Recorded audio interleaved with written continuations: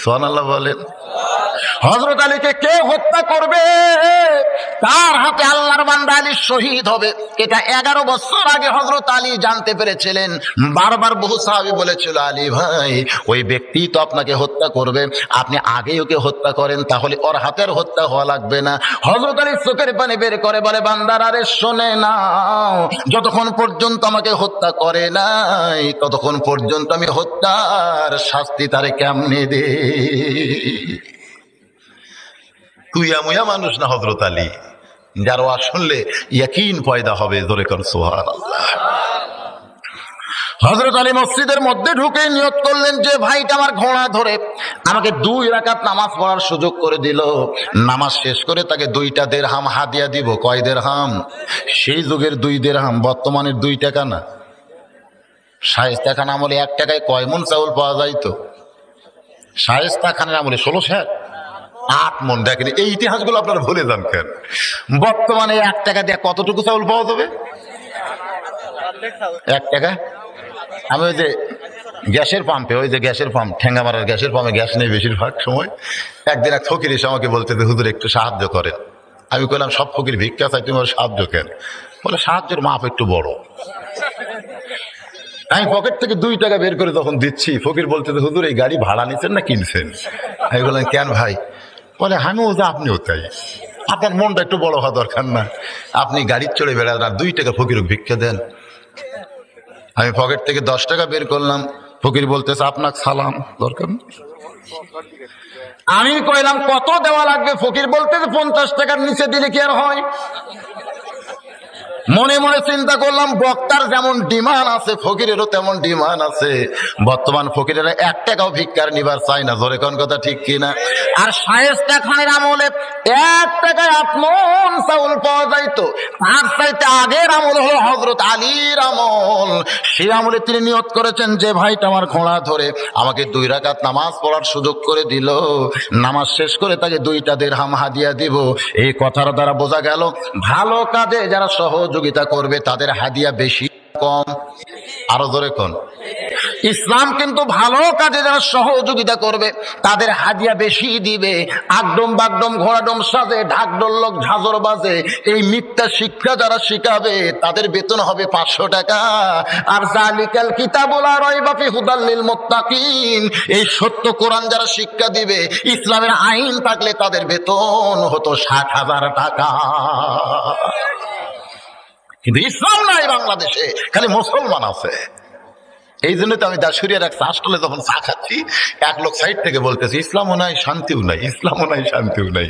আমি বললাম তুমি ঠিকই বলছো ভাই, ইসলামও যদি না থাকে শান্তিও যদি না থাকে, তুমি ঠিক হয়েছে, ইসলাম না থাকলে শান্তি থাকবে না। বলে হুজুর আমি যেটা বলতেছি আপনি সেটা বুঝতে পারতেছেন না।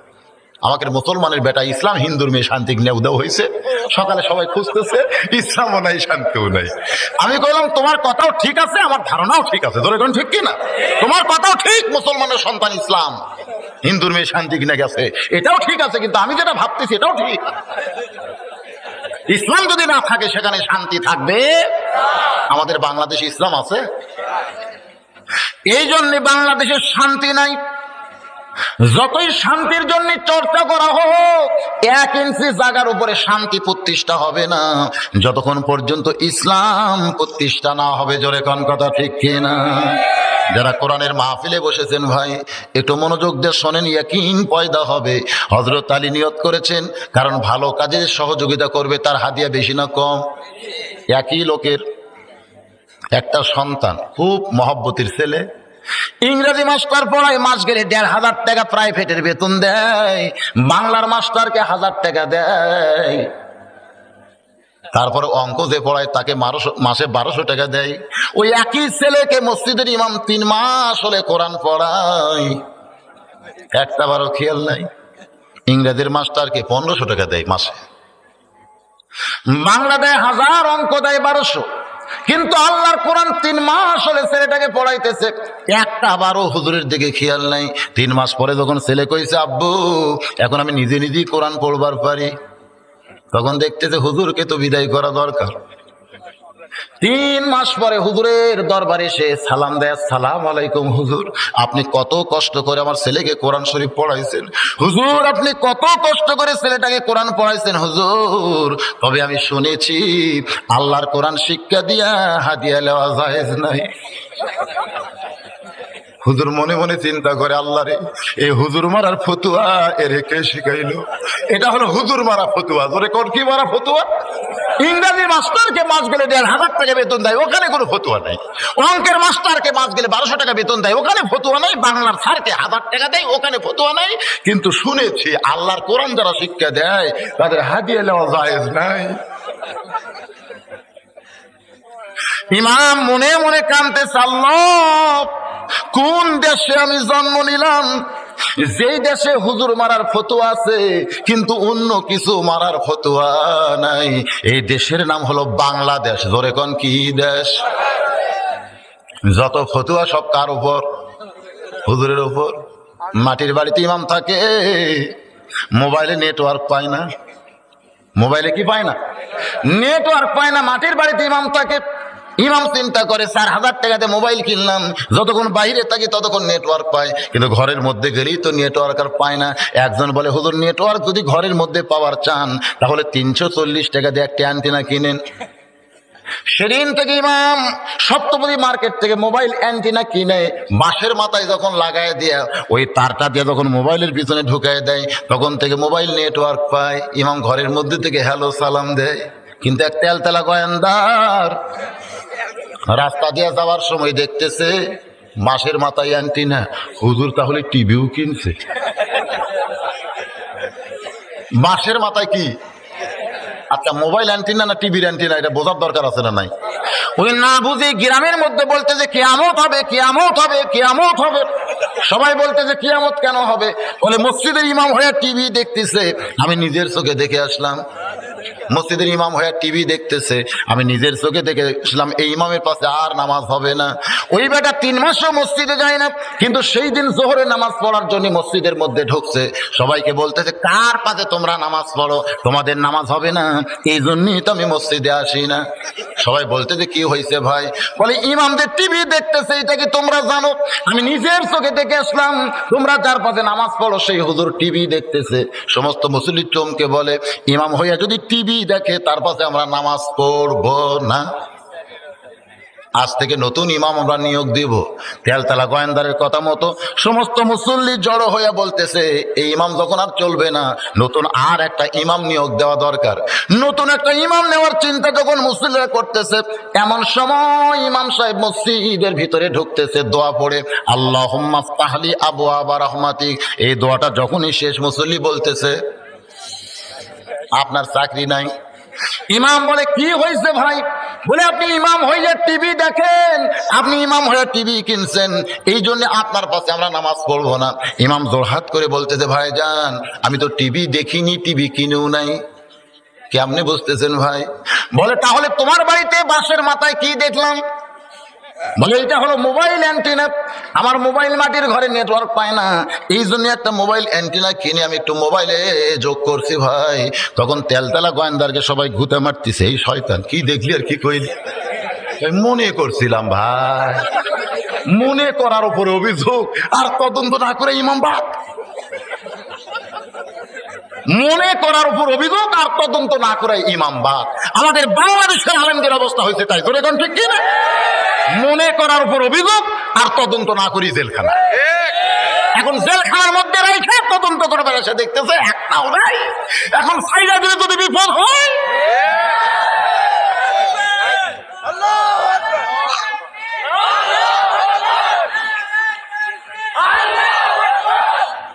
এটা তকবীরের সাইজ না, মরদের তকবীর হবে। পুরুষ মানুষ তকবীর দিতে, মেয়ে মানুষের লাগাল পর্দা নাই, যা আসতে কবে।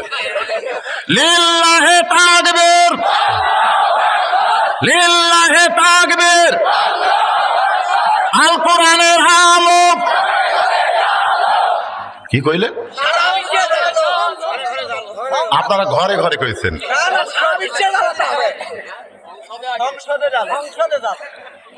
ঢাকাতে একটা ওয়াসা টাঙ্কি বানাইছে, আপনারা দেখছেন?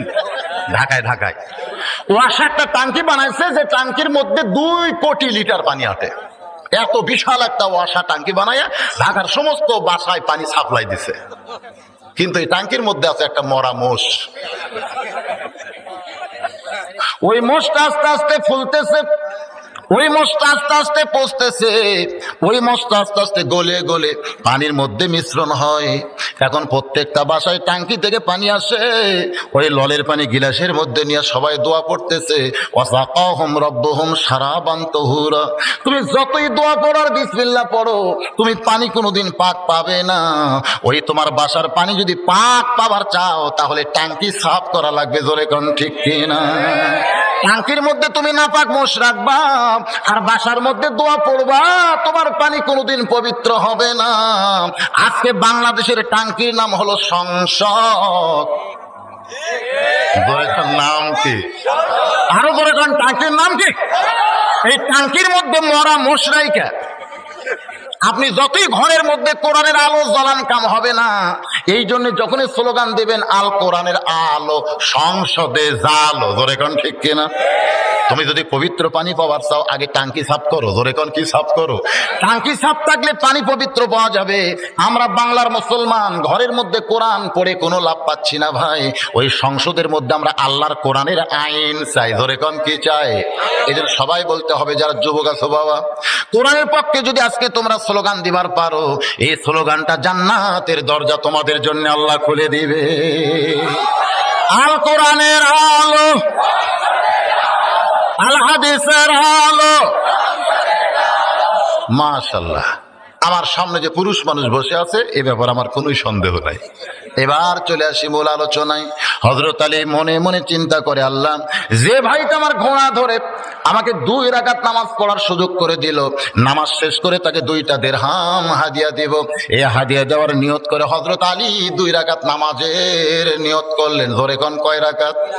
2 রাকাত নামাজের যখন নিয়ত করেছেন, এদিকে ঘোড়া চোর মনে মনে চিন্তা করে, লোকটা আমার হাতে ঘোড়া দিয়া মসজিদের মধ্যে ঢুকে যদি ঘোড়ার দিকে তাকায় থাকে তাহলে আমি যতই নিয়ত করে ঘোড়া ধরি চুরি করা যাবে না। আগে দেখতে হবে লোকটার নামাজের সাইজ কি রকম, জোরে কোন ঠিক কিনা? ঘোড়াটা টাইনা এনে মসজিদের দরজা বরাবর এসে এবার ভিতরের মানুষের দিকে তাকায় দেখতেছে, ভিতরে যেই মানুষটা নামাজের নিয়ত করে সেই মানুষের নাম কি? আরো জোরে কোন? নামাজের সাইজ আছে না নাই? মুসল্লির দিকে ঘোড়া চোর তাকায় দেখতেছে, নামাজের সাইজটা অত্যন্ত ভালো, ঘোড়া চুরি করতে কোনো অসুবিধা নাই। যেরকম বগুড়ার বড় মসজিদে জামাত যখন জোহরের হয়ে গেছে, এক মুসল্লি একলাই নামাজ পড়তেছে, আর জুতা চোর মনে মনে ভাবতেছে কেউ যখন মসজিদে নাই, ও যখন একলাই, আর জুতা চুরি করতে আমার কেউ ধরতে পারবে না। এবার কাছে আইসা দেখে মুসল্লি বড় চালাক, যেখানে নামাজ পড়তেছে তার কাটে বাক্স পাশি চামড়ার জুতা চকচকা দেখা যায়।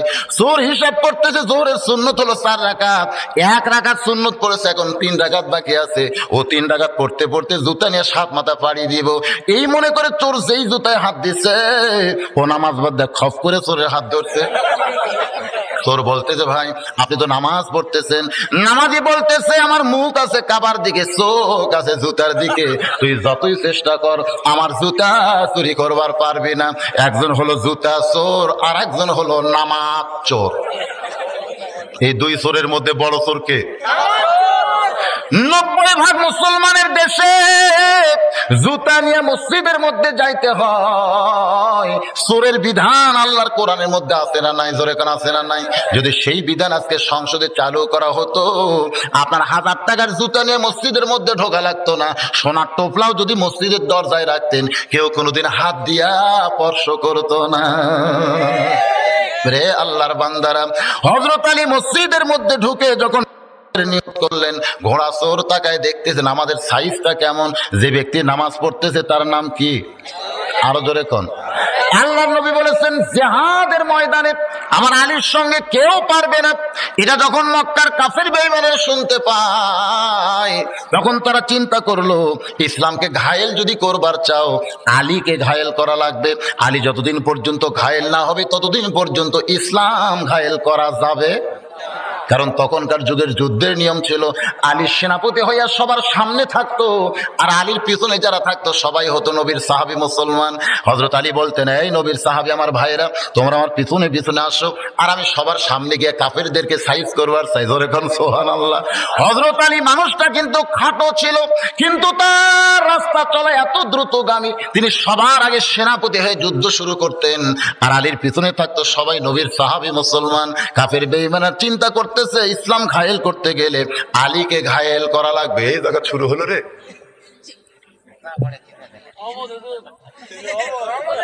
হ্যাঁ, রহমতের পানি, মাশাআল্লাহ।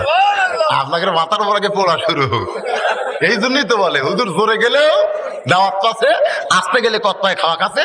লিওরের পানি আমার মাথার পড়তে তো রহমতের পানি। এই মহব্বত হুজুরের উপরে, তাই না? কি রে ভাই, এটা একটু সাপ্লাই দেওয়া যায়? ট্যাঙ্কি কি এখানেই টানা হলো নাকি রে?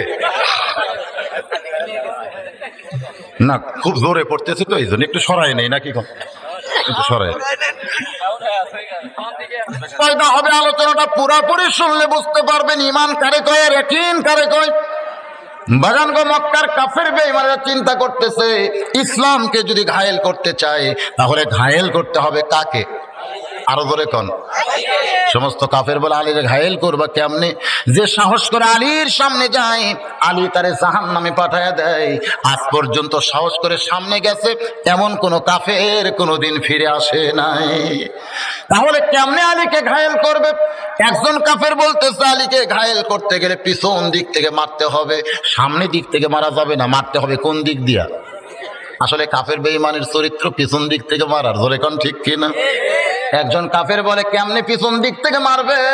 কারণ আলীর পিছনে যারা থাকে তারা সবাই মুসলমান, নবীর সাহাবী, তাহলে পিছন দিক থেকে মারারও কোনো বুদ্ধি নাই। একজন যুবক বলতেছে, ও কাফের নেতারা, তোমরা পিছন দিক থেকে মারতে চাও আলীকে, কিন্তু কেমনে মারবে তোমরা বুঝতে পারতেছো না। আলীকে যদি পিছন দিক থেকে মারতে চাও তাহলে আমাদের মধ্যে একজনকে মুসলমান সাজতে হবে। কি সাজতে হবে? মুসলমান সাজতে হবে। আবার যখন যুদ্ধ শুরু হবে ওই নবীর সাহাবীদের মধ্যে থাইকা বিষাক্ত তীর আলীর পিছন দিক থেকে মারতে হবে। মুসলমান না সাইজা কাফের হয়ে আলীকে মারা যাবে না, মুসলমান হইয়া পিছন দিক থেকে মারতে হবে। সেদিন থেকে একটা কাফের মুসলমান সাজা শুরু করলো। আবার যুদ্ধ হলে পিছন দিক থেকে মারবে। নবীর পিছনে নামাজ পড়ে, নবীর সাহাবীদের মতন জুব্বা পরে, মাথায় পাগড়ি দেয়। সাহাবীরা বুঝতে পারলো না, সবাই মনে করলো এ তো আমাকেরই ভাই। আমরাও বুঝতে পারতেছি না, আমাদের মধ্যে এখন অনেকগুলো মুসলমান সেজে ঘুরে বেড়াইতেছে। জোরে কোন ঠিক কিনা? খালি নাম মুসলমান আছে কিন্তু কাম মুসলমান নাই। যেরকম একজন মুসলমান নাম আছে ডক্টর ইউনুস। জোরে বলেন নাম কি? নবীর নামে নাম। আইরে কি সুন্দর নাম, ধরার বুদ্ধি নাই। নবী ইউনুস নবীরে খাইলো মাছেতে গিলিয়া, ফেরেশতা পাঠাইলেন আল্লাহ ইসমে আজম দিয়া। দমে দমে শহর দম পড়ছে ইসমে আজম, মাছের উদর হইতে বাঁচাইলো প্রাণ। জোরে কোন আল্লাহু আল্লাহু, তুমি জাল্লে জালালুহু, শেষ করা তো যায় না গে তোমার গুণগান। নামটা কি? ইউনুস নবী। জোরে কোন কি নাম? বর্তমানে গ্রামীণ ব্যাংকের যিনি প্রতিষ্ঠাতা তার নাম কি? নাম নবীর নামে নাম, মুসলমান নাম, কিন্তু কামটা হলো শয়তানের কাম। জোরে কাম কি কাম? এই বাংলাদেশে অশান্তির বীজ কিন্তু বপন করেছে ডক্টর ইউনুস, অথচ শান্তিতে নোবেল পুরস্কার পাইছে। এই নোবেল পুরস্কার কি সৌদি আরব দিছে? কোন দেশ দিছে? সৌদি আরব যদি দিত, যদি ইরাক দিত, ইরান দিত, মুসলমান কোন রাষ্ট্র দিত, তাহলে বুঝতে পারতেন ডক্টর ইউনূস শান্তি প্রতিষ্ঠা করছে। কিন্তু যখন খ্রিস্টান ইহুদি দিছে তখন বুঝতে হবে নবী বলেছেন মুসলমানের সবচাইতে বড় দুশমনের নাম হলো খ্রিস্টান আর ইহুদি। এই খ্রিস্টান ইহুদি যখন কোনো মুসলমানকে ধরে মুসলমানের সাহায্য করবার চায়, ওই ব্যক্তির কিন্তু শুধু মুসলমান নাম থাকে, ওর চরিত্র সব খ্রিস্টান ইহুদির মতন হইয়া যায়। নাম খালি মুসলমান, আছে না নাই? এরা কিন্তু মুসলমান সাজা ঘুরে বেড়ায়। আমাদের ঠ্যাং ভাঙ্গাও কমজোরি না? ঠ্যাং ভাঙ্গা বুঝতে পারতেছেন না? বগুড়া ঠ্যাঙ্গা মারা, ওরে বাবা, ঠ্যাঙ্গা মারাও কিন্তু কমজোরি না। নাম কি সুন্দর, হোসনে আরা, হোসনে আরা। কিন্তু তলে তলে কাম কি করতেছেন সেটা জান ভাই? তো একটা পীর সাহেব হয়ে আবার দরবারও চলাইতেছে, রে আল্লাহর বান্দা ওয়াতাওয়াসাউ বিল হক, হক কথা যদি আমরা না বলি, আল্লাহর নবী বলেছেন যে বক্তা হক কথা বলবার পারবে না ওই বক্তার ওয়াজ না করাই ভালো। জোরে কোন কথা ঠিক কিনা? একটু মহব্বত করে কথাগুলো শোনেন। এবার কাফের মুসলমান সাইজা, ধরে কোন কি সাইজা? মুসলমান সাইজা যুদ্ধ যখন শুরু হলো, বিষাক্ত তীর ওই হযরত আলীর পিছন দিকে যখন মাইরা দিছে, এই তীরের খাপটা পিঠের গোশতের মধ্যে ঢুকে যায়। জিহাদে মুসলমানের বিজয় হলো, কিন্তু হযরত আলীকে আর খুঁজে পাওয়া যায় না। নবী বললেন, সাহাবীরা রে, আমার আলী কোন জায়গায় গেল একটু জানতে চাই। সাহাবীরা খুঁজতে খুঁজতে দেখে জিহাদের ময়দানে হযরত আলী উপর হয়ে পড়ে আছে। একজন সাহাবী দৌড়ে এসে বলে, নবীজি, আসাদুল্লাহিল গালিব হযরত আলী জিহাদের ময়দানে পড়ে আছে। কেন পড়ে আছে?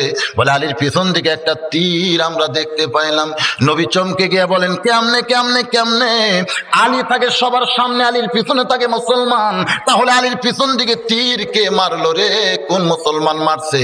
এমন সময় জিবরাইল আমিন জানিয়ে বলে, ইয়া রাসূলুল্লাহ, কোন মুসলমান সাহাবীদের সন্দেহ করবেন না, আলীকে পিছন দিক থেকে যে তীর মারছে কোন মুসলমান নবীর সাহাবী মারে নাই। যে মারছে সে দীর্ঘদিন মুসলমানের মধ্যে থেকে মুসলমান সাইদা আলীকে ঘায়েল করে ইসলামকে ঘায়েল করার জন্য তীরটা মারছে।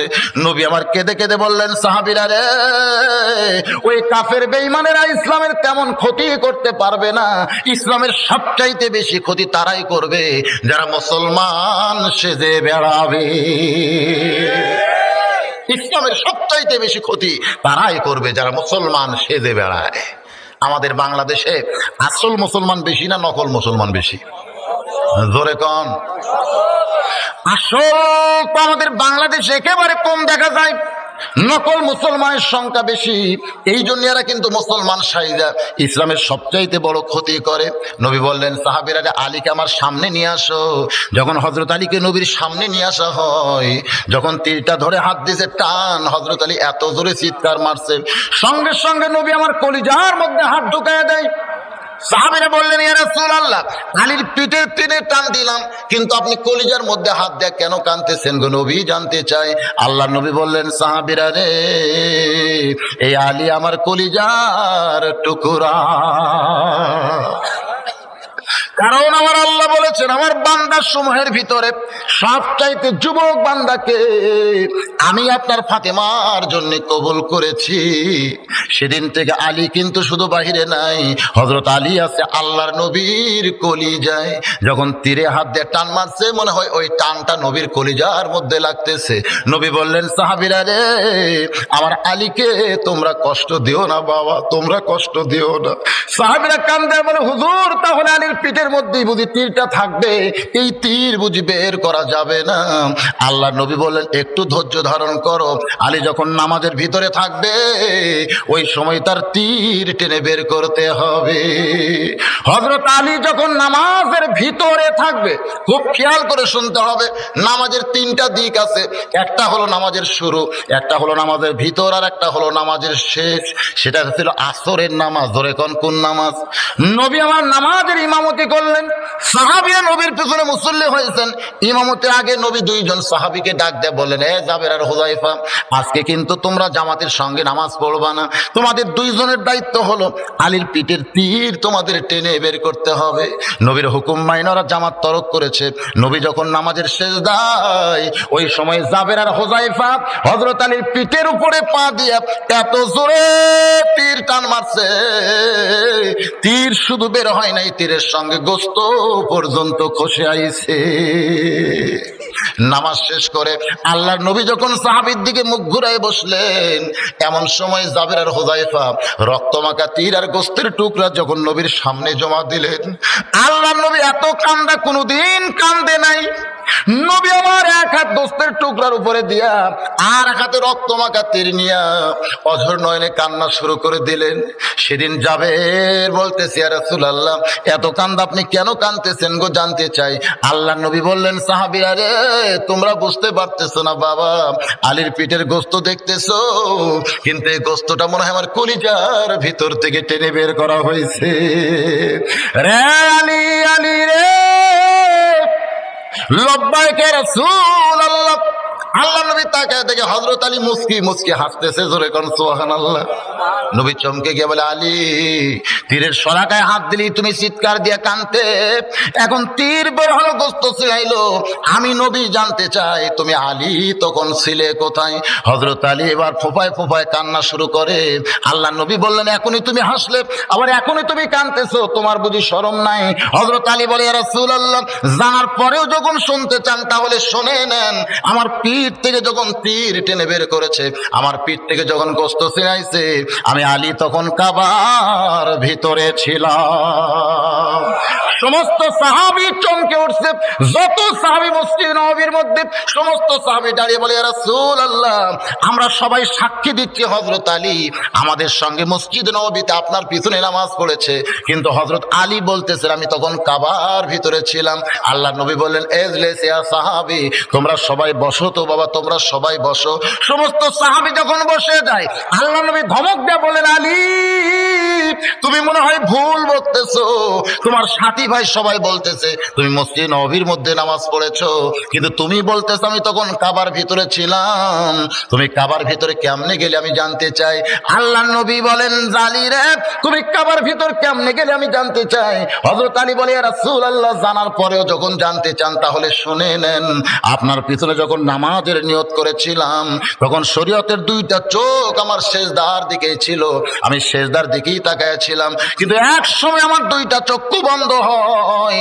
আমি আল্লাহর শপথ করে বলতেছি, আমার দুইটা চক্ষু যখন বন্ধ হয়, আমি তখন দেখতে পাই যেখানে সেজদা দিব এখানে আল্লাহর কাবা ঘর এসে দাঁড়িয়ে গেছে।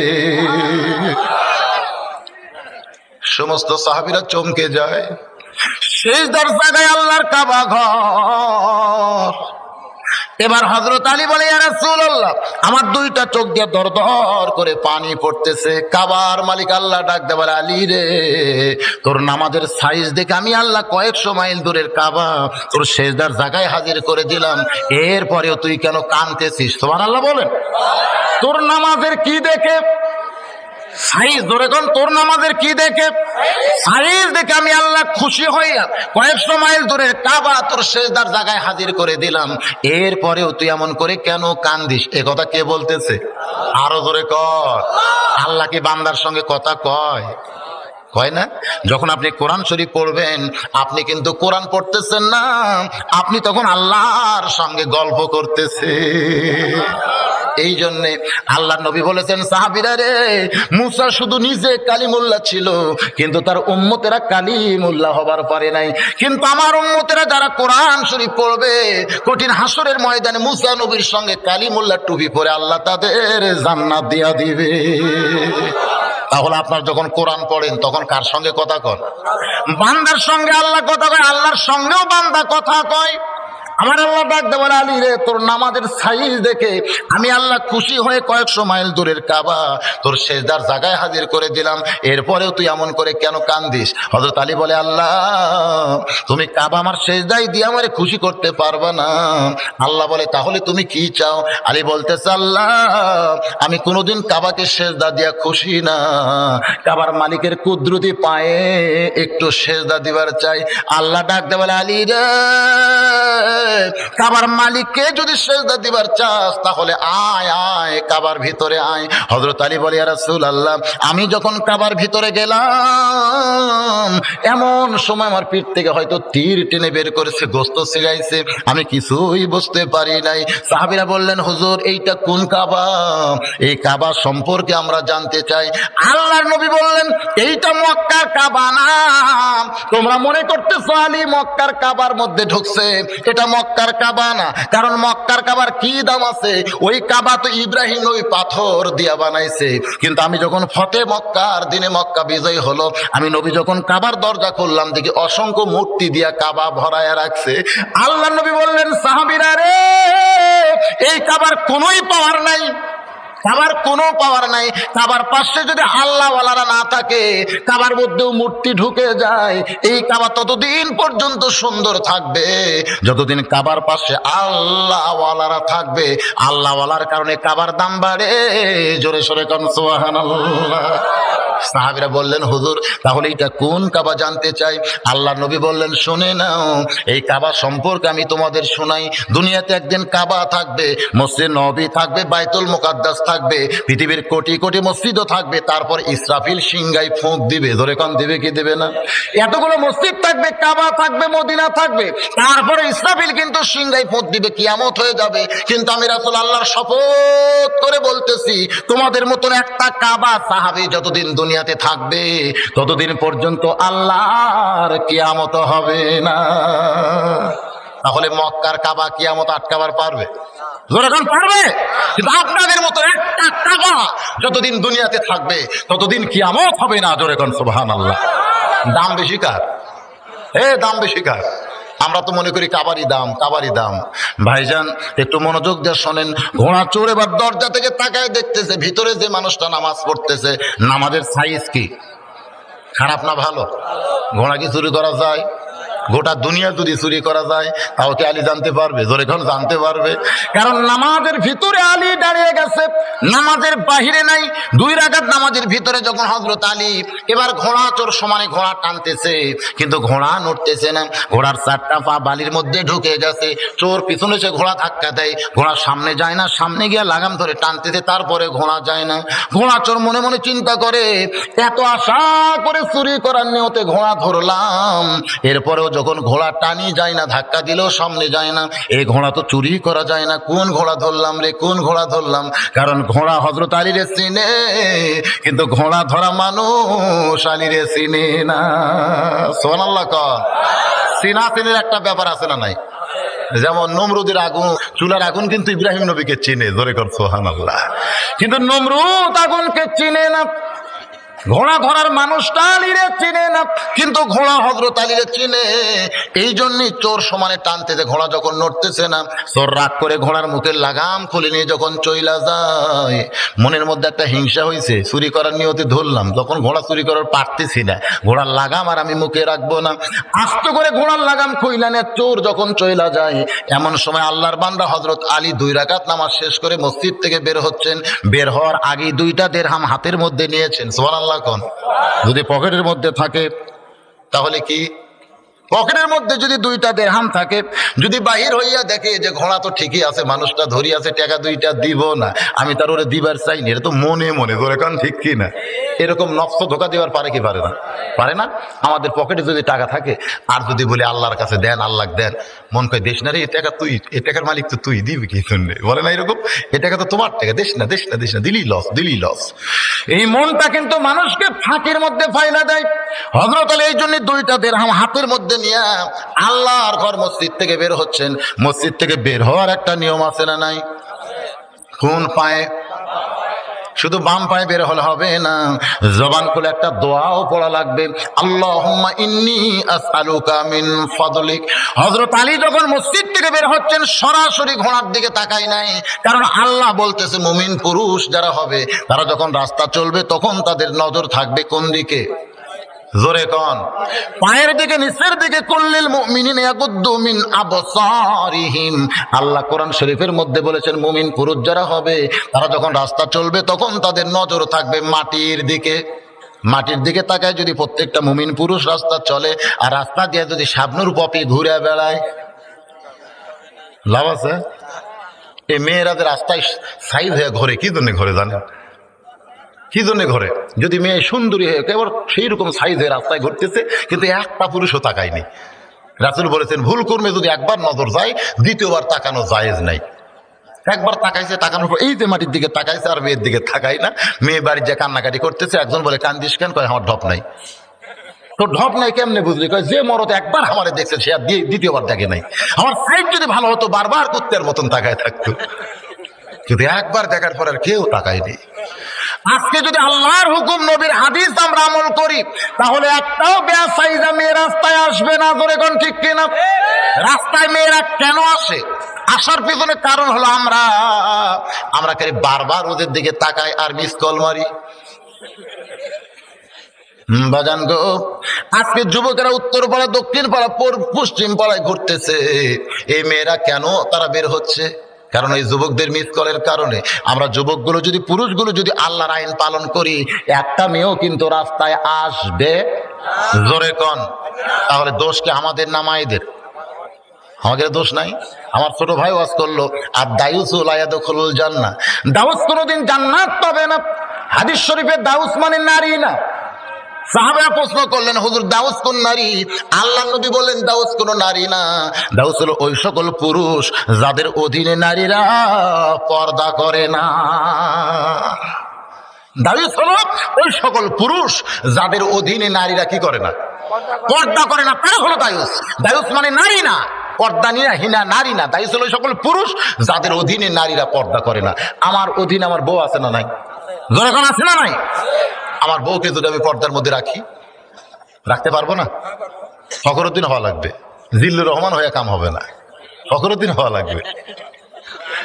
হ্যাঁ, র্যাবের ভূমিকা পালন করা লাগবে। বাড়ি থেকে বউকে বলবেন, এই তুমি আমার বিবি, তোমার জন্য আমি জাহান্নামে যাওয়ার পারবো না, বাড়ির মধ্যে থাকতে হবে, পর্দা নিয়ে বোরকা নিয়ে বাইরে যাইতে হবে, নচেত বাংলাদেশে বইয়ের অভাব পড়েনি।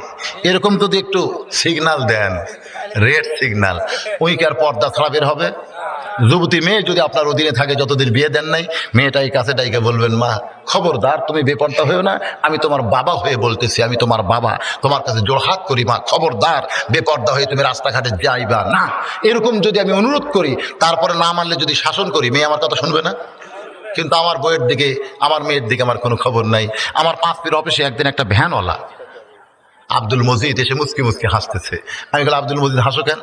বলে, হাসার কারণ হলো হুজুর, আমার বউ আমাকে আল্লাহর ওলি কয়। আমি চমকে গিয়ে বললাম, আব্দুল মজিদ তুমি ভ্যান চালায় খাও আর তোমার বউ তোমাকে আল্লাহর ওলি কয়, এইটা আমার বিশ্বাস হয় না। বলে, হুজুর আমার মধ্যে আল্লাহ এমন একটা আমল দিছে, যে আমলের কারণে আমার বউ আমাকে আল্লাহর ওলি কয়। আমি বলি, আব্দুল মজিদ রে, সে আমল আমিও করবার চাই, কারণ আমার বউ আমাকে হুজুরই কয় না। ওলি তো দূরের কথা, আমার বউ আমাকে হুজুরই কয় না। যখন ভাত দেবে তখন বলে, সাদিয়ার আব্বাসের ভাত খান। যখন বালতি ভরে, সাদিয়ার আব্বাসান গোসল করেন। আমি একদিন রাগ করে বলেছিলাম, এই লক্ষ লক্ষ মানুষ আমাকে হুজুর কয়, আর তুমি বাড়ির বউ হয় হুজুর কইলে কি হয়? আর বউ খালি মুচকে মুচকে হাসি আর কয়, জনগণ আপনাকে চিনে না, এই জন্য হুজুর কয়। কিন্তু আমি আপনাকে চিনি, হুজুর হওয়া এত সহজ নয়। সেই দিন আমি বুঝেছি বউয়ের কাছে হুজুর হওয়া খুবই কঠিন, ধরে কোন ঠিক কিনা? কিন্তু আব্দুল মজিদ ভ্যান চলায়, ওর বউ নাকি ওকে আল্লাহর ওলি কয়। আমি কইলাম, আমার বিশ্বাস হয় না। কয়, হুজুর সত্য কথা, আল্লাহর শপথ, আমার বউ আমাকে আল্লাহর ওলি কয়। তুমি তাহলে কি আমল করো আব্দুল মজিদ শুনতে চাই। বলে, হুজুর আমার আমল হলো, আমি গত বছর চা খাই না, পান খাই না, বিড়ি সিগারেট কিছু খাই না, 1 টাকা 2 টাকা করে জমায় জমায় 1000 টাকা দিয়ে একটা জামদানি শাড়ি কিনে বউকে দিছি। আমার বউ 1000 টাকার শাড়ি, রিক্সাওয়ালা ভ্যানওয়ালার বউ যদি 1000 টাকার দামের দামদানি শাড়ি পায়, মন খুশি না বেজার? বউ শাড়ি চুমা খায়, বুকত লাগায়, কোন জায়গায় নিয়ে যায় তার ঠিক নেই। যাকে দেখে সব মেয়েকে বলে, আমার স্বামী আমার রিক্সা চলায় খায়, তারপরে 1000 টাকার শাড়ি কিনে দিছে। আমি বললাম, বিবি রে, মানুষরে তো অনেক দেখাইলা, এবার শাড়ি পরে আমার সামনে একটু দাঁড়াও। আমার বউটা যখন জামদানি শাড়ি পরে আমার সামনে দাঁড়াইছে, হুজুর আমি যেন চোখ বন্ধ করে দেখি বউটা আমার দুনিয়াতে নাই, বউটা আমার জান্নাতের বাগানে যেন হুর হইয়া ঘুরতেছে। বউটাকে আমি আদর করলাম, বউটা শাড়ি পরে থাকলো, আমি চলে গেলাম বাহিরে। কিছুক্ষণ বাড়িতে পড়াইসা দেখি শাড়ি আর বইয়ের পরনে নাই। আমি বললাম, বিবিরে শাড়ি কি করছো? বলে, তোমার ছোট ভাই কইছে শাড়িটা ভালো না। তোমার ছোট ভাই কইছে শাড়িটা ভালো না।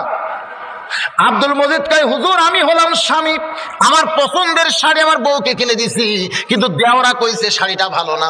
আর ভাবির সে কথা এমন পছন্দ হয়েছে, শাড়িটার পরলই না। আমি কইলাম, শাড়িটা ভালো, কয় তোমার কোলে হবে তাই, তোমার ভাই বলতেছে শাড়ি ভালো না, আমি আর পরবই না। শাড়ি কার জন্য? স্বামীর জন্য না দেওয়ার জন্য? জোরে এখন কার জন্য? কিন্তু দেওরা কইছে ভালো না, আর বউটা আমার শাড়ি পরলই না। এই বছর রমজানের প্রথম দিকে আমার বউ বলতেছে, স্বামী গো আমার শাড়ি আমি কিনবার চাই, আমার 1000 টাকা দেন, আমি মার্কেটে গিয়ে শাড়ি কিনবো, আপনার শাড়ি কেনার আর কোনো দরকার নাই। আমি আব্দুল মজিদ চমকে গেলাম। বর্তমান মেয়েদের মার্কেটে যাওয়ার কোনো পরিবেশ ধরে কোন আছে? আমি বললাম, বিবি রে, মার্কেটে যাওয়ার পারবা না, মার্কেটে যাওয়ার পরিবেশ নাই। বউটা খালি ঘ্যান ঘ্যান করে কান্দে, আর আপনার শাড়ি আমি নিব না, আমার শাড়ি আমি কিনবার চাই। আমি তখন দৌড়ে গিয়ে দরজা লাগালাম, আমার বাড়ির দরজাতে একটা তালা মারলাম। আমার বউটা বলে, তালা মারছো কেন? বলে, একটু দেরি করো। আমি দৌড়ে গিয়ে কোদাল হাতে নিলাম, বারান্দায় মারছি চোট। আমার বউ চিল্লায় বলে, স্বামী গো দরজা বন্ধ করে বারান্দায় চোট মারলে কেন? আমি বললাম, মোর মানুষ মরলে বহু কবর বাহিরে খুঁড়েছি, কিন্তু আজকে জীবিত মানুষের জন্য কবর তার বাইরে খোঁড়া যায় না, এই জন্য বাড়ির মধ্যে কবর খুঁড়তেছি। বউ বলে, কোন জীবিত মানুষকে কবর দিবা? বলে, তুই আমার বউ হইয়া মার্কেটে যাবার চাস, তোর কবর না দেওয়া পর্যন্ত আমার কলিজার মধ্যে শান্তি নাই। এই জন্য আবার যখন চোট ধরছি, হুজুর, আমার বউ দৌড়ে এসে আমার দুইটা পা চাইপা ধরে বলে, এখনই শাড়ি এনে আমি পড়তেছি, এবছর শাড়ি দেওয়া লাগবে না, দুনিয়ার কারো পছন্দের দরকার নাই, আপনি যা বলবেন আমি তাই। বউটা যখন পা ধরে সমানে কাঁদতেছে, আমি আস্তে করে কোদাল ফাইলা দিলাম। আমার বউটা একটু দূরে গিয়ে মুসকি মুসকি হাসতেছে। আমি বললাম, বিবিরে তুমি কি পাগলি হয়ে গেলে? এখনই কানলে আবার এখনই হাসতেছে। আমার বউটা বলে, স্বামী গো, এতদিন বিশ্বাস করতাম আপনি আমার স্বামী, কিন্তু কিছুক্ষণ আগে কোদাল দিয়ে যে আমল শুরু করছেন, তখন আমার বিশ্বাস হয়েছে আপনি শুধু স্বামী না, আপনি হলেন আল্লাহর ওলি। আপনার মতন স্বামী যেই বাড়িতে আছে, ওই বাড়ির বউয়ের কোনোদিন বেপর্দা হওয়ার সুযোগ নাই, ওই বাড়ির বউ কোনোদিন মার্কেটে যাওয়ার পারবে না। আমি বলি, আব্দুল মজিদ রে, এইটাই বুঝি তোমার আমল? বলে, হুজুর আর একটা আমল আছে, মাপে 2 হাত। আমি কইলাম, মাপে 2 হাত, সে আমলটা কি? বলে, হুজুর আমি রাসূলের সুন্নত বাড়িতে রাখছি, মাপে 2 হাত একটা লাঠি বানাইছি হুজুর, ওই লাঠিটা আমি আস্তে করে তীরের সঙ্গে দড়ি দিয়ে বাঁধে রাখছি। যখন আমার বউটা এদিক সেদিক ব্যাকা হয়ে হাঁটতেছে, আমার কথার সঙ্গে খুব একটা কথা মিলতেছে না, তখন আমি আস্তে করে লাঠিটা পায়রা নিয়ে আসা, মাথায় সরষের তেল সেই দিন আর আমি দেই না, ওই তেলটা আমি লাঠির উপর দেওয়া শুরু করি। বউটা চমকে বলে, স্বামী গো, লাঠি তেল দিচ্ছেন কেন? আমি বলি, মনে হয় লাঠি লাগতে পারে, এই জন্যই লাঠি তেল দিয়ে রাখতেছি। বউ জোরহাত করে বলে, লাঠি লাগবে না, লাঠি লাগবে না, যেখানকার লাঠি সেখানে রাইখে দেন। হুজুর, এই 2টা আমল আমার বাড়িতে বলবৎ আছে। আমি আব্দুল মজিদের হাত চাইপা ধরে বললাম, আব্দুল মজিদ রে, তোমার বউ শুধু তোমাকে আল্লাহর ওলি কইছে, আজ থেকে যত জায়গায় ওয়াজ করব, প্রত্যেকটা জায়গায় বলবো, আব্দুল মজিদ আসলে আল্লাহর ওলি। রে আল্লাহর বান্দারা, আমার মা বোনদের জন্য বদরশিদের ওয়াজ দেয়া কোনোদিন পর্দা হবে না। আমার মা বোনদের জন্য পর্দা যদি করতে চান, তাহলে স্বামী হইয়া নিজের বউকে, বাবা হইয়া নিজের মেয়েকে পর্দার জন্য আইন করা লাগবে। ধরে কোন ভাইজান, ঠিক কে বলেন? আমার ওয়াজ দিয়ে আপনার বউ পর্দা করবে? কখনোই পর্দা করবে না, কারণ বক্তার ওয়াজ, এটা তো আইন না, বক্তার ওয়াজ। আর বাড়িতে স্বামী করবে আইন। ধরে কোন কি? আমি কি আইন তৈরি করতে পারবো? আইন করতে হবে আপনাদেরকে। যেটা বলতেছিলাম, খুব মনোযোগ দিয়ে শোনেন। হযরত আলী 2টা দিরহাম হাতের মধ্যে নিয়ে মাটির দিকে তাকায় ঘোড়ার দিকে আসতেছেন, নিয়ত করছেন 2টা দিরহাম ঘোড়া ধরার মানুষকে দিবে, কিন্তু ঘোড়ার কাছে এসে দেখে ঘোড়া ধরা মানুষ নাই, ঘোড়ার মুখেও লাগাম নাই, ঘোড়া ধরা মানুষ নাই, ঘোড়ার মুখেও। এখন হযরত আলী 2টা দিরহাম কারে দেয়? ঘোড়া ধরা মানুষ নাই, ঘোড়ার মুখেও লাগাম নাই। হযরত আলী পড়লেন বেকায়দায়, কারণ যে ঘোড়ার মুখে লাগাম নাই, সেই ঘোড়ার পিঠে চড়ে কেউ যদি গন্তব্যে যাবার চায়, আপনারা বলেন কি যাইতে পারবে? একই অবস্থা। হযরত আলী চিন্তায় পড়ে গেলেন, এই লাগাম ছাড়া ঘোড়ার পিঠে চড়ে আমি এখন কেমনে যাই, আমি কি করব? বিপদে পড়ে গিয়া ঘোড়ার কানটা ধরে যখন হযরত আলী চিন্তা করে, এমন সময় দেখতে পায় রাস্তা দিয়ে একজন আল্লাহর বান্দা আসতেছে। সুবহানাল্লাহ বলেন। হযরত আলী মনে মনে চিন্তা করে, আল্লাহ, এই 2টা দিরহাম আমার ওই ভাইটার হাতে দিয়া বলবো, পাশের একটা বাজার থেকে ঘোড়ার একটা লাগাম কিনে এনে দেন। আমার ভাইটা যদি লাগাম কিনে এনে দেয়, সেই লাগাম ঘোড়ার মুখে লাগায়া আমি ঘোড়ার পিঠে চড়ে দাওয়াতের কাজে যাবার চাই। এই মনে করে হযরত আলী যখন ঘোড়ার পাশে দাঁড়ায় আছে, লোকটা সীমানার মধ্যে আসলেই সালাম দিয়ে তার হাতে 2টা দিরহাম দিবে। এই মনে করে হযরত আলী ঘোড়ার কানটা ধরে দাঁড়িয়ে আছে। হঠাৎ হযরত আলী বেখেয়ালের মধ্যে এমন সময় লোকটা এসে সালাম দিয়ে বলে, আসসালামু আলাইকুম ইয়া আবা হাসান ও হোসাইন। জোরে কোন সুবহানাল্লাহ। ওই লোকটাই হযরত আলীকে সালাম দেয়, আসসালামু আলাইকুম ইয়া আবা হাসান ও হোসাইন। হযরত আলী চমকে উঠে বলে, ওয়ালাইকুম আসসালাম ভাই, আপনি কি আমারে চেনেন? লোকটা বলে, আপনারে চিনে না এমন মুসলমান দুনিয়াতে নাই। সুবহানাল্লাহ বলে, আপনাকে চিনে না এমন মুসলমান দুনিয়াতে নাই। আর আগেরটা কি কইছিল? আপনি কে হুজুর? আর এই লোকটা বলতেছে, আসসালামু আলাইকুম ইয়া আবা হাসান হোসেন, ও হাসান হোসেনের বাপ, আল্লাহ রহমত আপনার প্রতি নাজিল হোক। জোরে কর সুবহানাল্লাহ। বলে, আপনাকে চিনেন এমন মুসলমান দুনিয়াতে নাই। ভক্তি বাড়ে চিনার আগে না পরে। জোরে কন, ভক্তি কখন বাড়ে? এই যে আপনাদের কৈশোর কানার একটা গ্রাম নাই, ওই কানারে এক লোক ওই আপনার চার একটা দোকান দেয়, ওই রেলগেটের ওই সাইডে দোকান দিচ্ছিল। তো আমি একদিন চা খাইতে হয়তো বললাম, ভাই লিগার খুব একটা ভালো না। লোকটা রাগ করে কয়, হুজুর ভালো না লাগলে উঠে যান, আপনার মতন বহু মানুষ খায়, এতই গরম ভাই। কিন্তু কৈশোর কানারে যখন ওয়াজ করে ওর দোকানে যখন গেছি, কয় হুজুর আপনি যতদিন মন চায় চা খাবেন, হুজুর টাকা দেওয়া লাগবে। আমি বললাম, ভাই তোমার কি মনে আছে একদিন একটু কইছিলাম লিগার খারাপ, তুমি যে গরম কই, তখন আপনাকে চিনতাম না হুজুর, কিন্তু এখন আপনাকে চিনি। ভক্তি হয় কখন? চিনার আগে না পরে? আগে আমাদের চিন্তা না কয় আপনি চলে যান, বহু লোক আমার দোকানে খায়, আপনার মতন পয়সা হুজুরের দরকার নাই। কিন্তু যেদিন আমার চিনেছে সেদিন বলে যতদিন আপনি খাবেন দাম দেওয়া লাগবে না, কারণ আপনাকে চিনি, আপনি সাধারণ মানুষ না, আপনি মওলানা বজরুল রশিদ। এটা চিনার আগে হয় না, চিনার পরে ভক্তি হয়। ধরে কোন ঠিক কিনা? হযরত আলী বলতে যে, ভাই আপনি কি আমার চিনেন? বলে আপনারা চিনেন এমন মুসলমান দুনিয়াতে নাই। হযরত আলী বলে, আপনি আমারে কেমনে চিনলেন জানতে চাই? বলে আল্লাহর নবী আপনারে চিনাই দিছে। আল্লাহর নবী একদিন সাহাবীদের সামনে বলেছিল, রে আমার সাহাবীরা রে, তোমরা শুনলে আশ্চর্য হয়ে যাবে, তোমাদের মাঝখানে এমন একজন মহান ব্যক্তি বসে আছে যে আমি নবীর দিক চাইতেও দুই দিক দিয়ে সৌভাগ্যবান। সুবহানাল্লাহ বলেন। সাহাবীরা বললেন, হুজুর আপনার চাইতে সৌভাগ্যবান কোন ব্যক্তি দুনিয়াতে নাই। আপনাকে সৃষ্টি না করলে আল্লাহ কুল কায়নাত সৃষ্টি করতো না, তাহলে আপনার চাইতে সৌভাগ্যবান ব্যক্তি দুনিয়াতে কে আছে আমরা এটা শুনতেও চাই না। আল্লাহর নবী বলেন, তোমরা শুনতে না চাইলে কি হবে, আমি তোমাদের জানাতে চাই। সাহাবীরা বললেন, হুজুর তাহলে সৌভাগ্যবান ব্যক্তিকে আমরা শুনবো এখন। আল্লাহর নবী বললেন, তাহলে শুনে নাও, বাবা আদম থেকে আমি নবী পর্যন্ত যত নবী দুনিয়াতে আইছে, এই নবীর বিবিরা জান্নাতি, কিন্তু জান্নাতি নারীদের নেত্রী কোন নবীর বিবি হতে পারবে না। জান্নাতি নারীদের নেত্রী হবে আমার কলিজার টুকরা মা ফাতেমা। এই ফাতেমার স্বামী যিনি, তিনি হলেন পৃথিবীর সব চাইতে যোগ্য স্বামী। ধরে কর না সুবহানাল্লাহ। আল্লাহ নবী বলেন, আমার চাইতেও স্বামীর দিকটা আলী হলো সৌভাগ্যবান, কারণ তার বউটা হলো জান্নাতি নারীদের নেত্রী। রে সাহাবীরা শুনলে আরো আশ্চর্য হবে। বাবা আদম থেকে আমি নবী পর্যন্ত যত নবী দুনিয়াতে আইছে, এই নবীর সন্তানেরা জান্নাতি নবী হওয়ার পারবে, কিন্তু জান্নাতি যুবকদের সর্দার কোন নবীর সন্তান হতে পারবে না। জান্নাতি যুবকদের সর্দার হবে আমার কলিজার টুকরা হাসান আর হোসাইন। এই হাসান হোসেনের বাবা যিনি, তিনি হলেন পৃথিবীর সবচাইতে সৌভাগ্যবান বাবা। আল্লাহ নবী আপনারে চিনাই দিছে, আপনারা চিনেন এমন মুসলমান দুনিয়াতে আছে? হুজুর আপনি এভাবে দাঁড়ায় আছেন, বলে ভাই 2টা দিরহাম নাও, বাজার থেকে একটা লাগাম কিনে এনে দাও। লাগাম কেন? বলে আমার ঘোড়ার মুখে তো লাগাম নাই।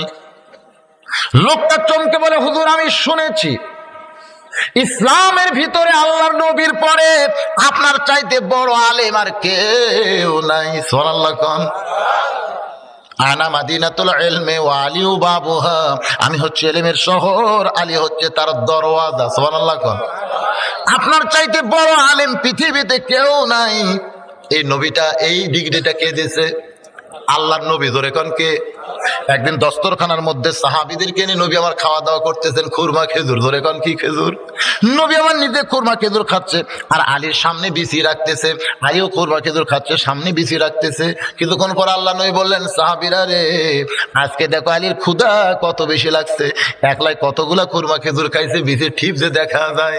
হযরত আলী দাঁড়িয়ে বলেন, নবীর সাহাবীরা রে, আমার ক্ষুধা বেশি লাগছে, আমি বিছি বেশি বের করেছি এটা ঠিক, কিন্তু তোমরা বলো তো ক্ষুধা কার বেশি, যে বিসি বের করে না বিসি সহ খায়? সমস্ত সাহাবী বলতেছে যে বিসি সহ খুরমা খাইছে, তারই ক্ষুধা বেশি। হযরত আলী বলে, তাকায় দেখো নবীর সামনে একটাও বিসি নাই। সঙ্গে সঙ্গে নবী আমার দাঁড়িয়ে বলে, রে সাহাবীরা রে, আমার আলী সাধারণ কোন মানুষ না, আমি হচ্ছে ইলমের শহর, আলী হচ্ছে তার দরওয়াজা। আল্লাহ রাসূল দুনিয়া থেকে বিদায় নেওয়ার পরে প্রত্যেকটা সাহাবী হযরত আলীকে ওস্তাদের মতন সম্মান করতেন। সুবহানাল্লাহ কোন। ওস্তাদের সম্মান ইসলামে আছে? ইসলামে আছে, ইসলামে আছে। ইসলামে কিন্তু ওস্তাদের সম্মান আছে। ইসলাম যখন মাদ্রাসার মধ্যে যাবেন তখন দেখতে পাবেন এখানে শহর দিকে একটা মাদ্রাসা আছে না নাই? ওই মাদ্রাসায় গিয়ে দেখবেন হুজুর কে কেমন ছাত্ররা সম্মান করে। আবার আজিজুল হক কলেজেও যায় দেখবেন ওটিও করতেছে, সাইডে সিগারেট টান মারতে। এক স্যার আমার কইছে, আজিজুল হক কলেজের এক স্যার রহমত আমাদের গ্রামে বাড়িও কইছে, কোনো সম্মান নাই, সিগারেট টানতেছে আর সামনে চলতেছে। যদি কোনো শিক্ষক একটু কড়া নজরে তাকায়, 2-4 ছাত্র মিলে আবার পিটুনো দেয়। কিন্তু ইসলামে কেমন সম্মান হুজুরকে দেওয়া হয়, ওস্তাদকে দেওয়া হয়। নোমান ইবনে সাবিত ছোট্ট একটা ঘটনা শোনেন।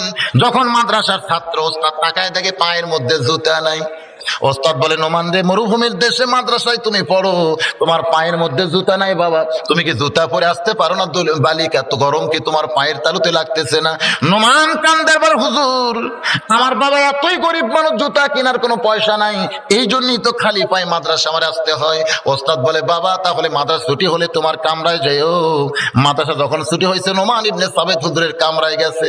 ওস্তাদ চোখের তল থেকে এক জোড়া পুরানো কাপড়ের জুতা বের করে বলে, বাবা এই জুতা আগে আমি পায়ে দিতাম কিন্তু আর পায়ে দেই না, এই জুতা জোড়া তোমার আমি দিয়ে দিলাম, এই জুতা পরে তুমি আগামীকাল থেকে মাদ্রাসায় চলে আসবে, কারণ তোমার পায়ে বালির গরম লাগলে আমি ওস্তাদ বড় কষ্ট পাই।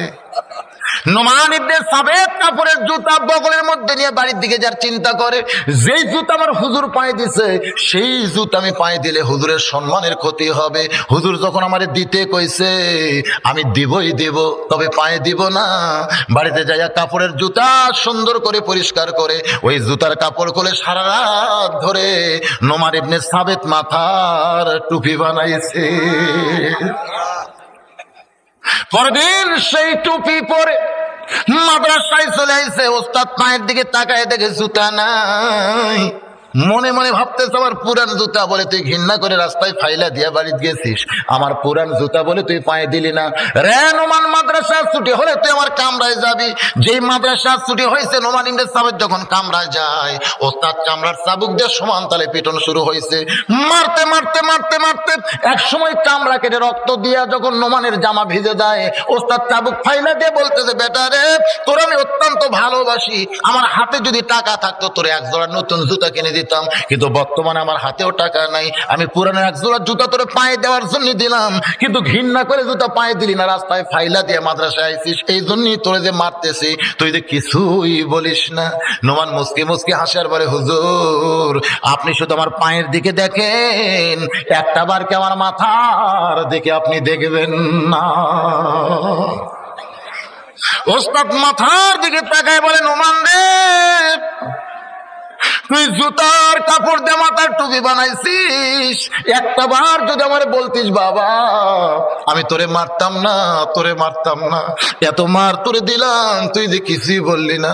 নোমান মুসকি মুসকি হাসে আর বলে, হুজুর গত কয়েকদিন আগে আল্লাহর কোরআন পড়ে যখন ঘুমিয়ে গেলাম, কে যেন দূর থেকে আমারে বলতেছে, নোমান রে আল্লাহর কোরআন শিখতে গিয়া ওস্তাদের হাতে যত জায়গায় পিটন খাবি, ওই জায়গায় জাহান্নামের আগুন কোনদিন স্পর্শ করবে না।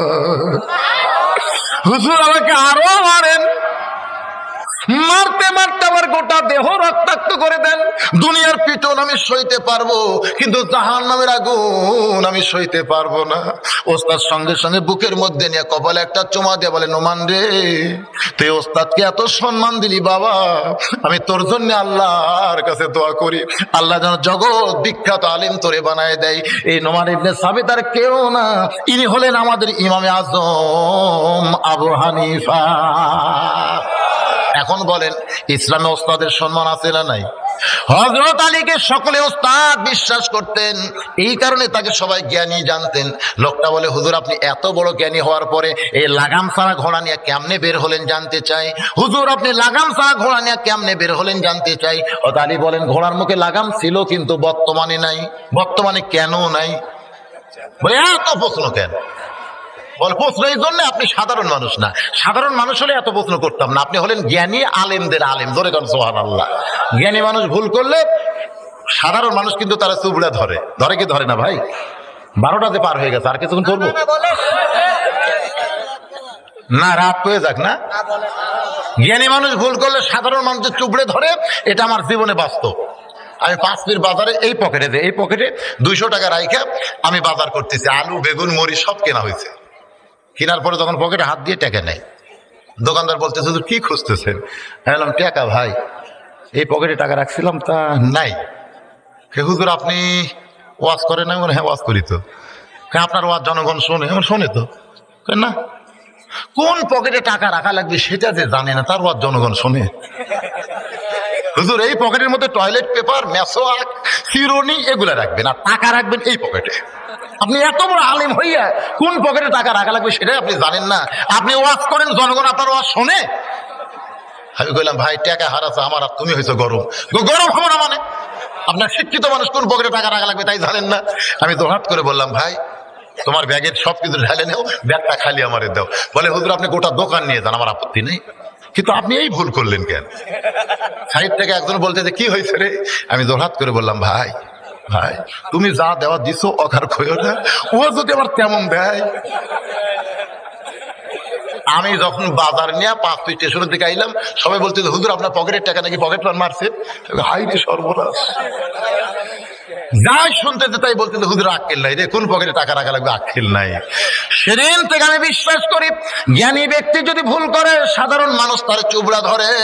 হযরত আলী জ্ঞানীর বাপ ছিলেন, জোরে কান সুবহানাল্লাহ।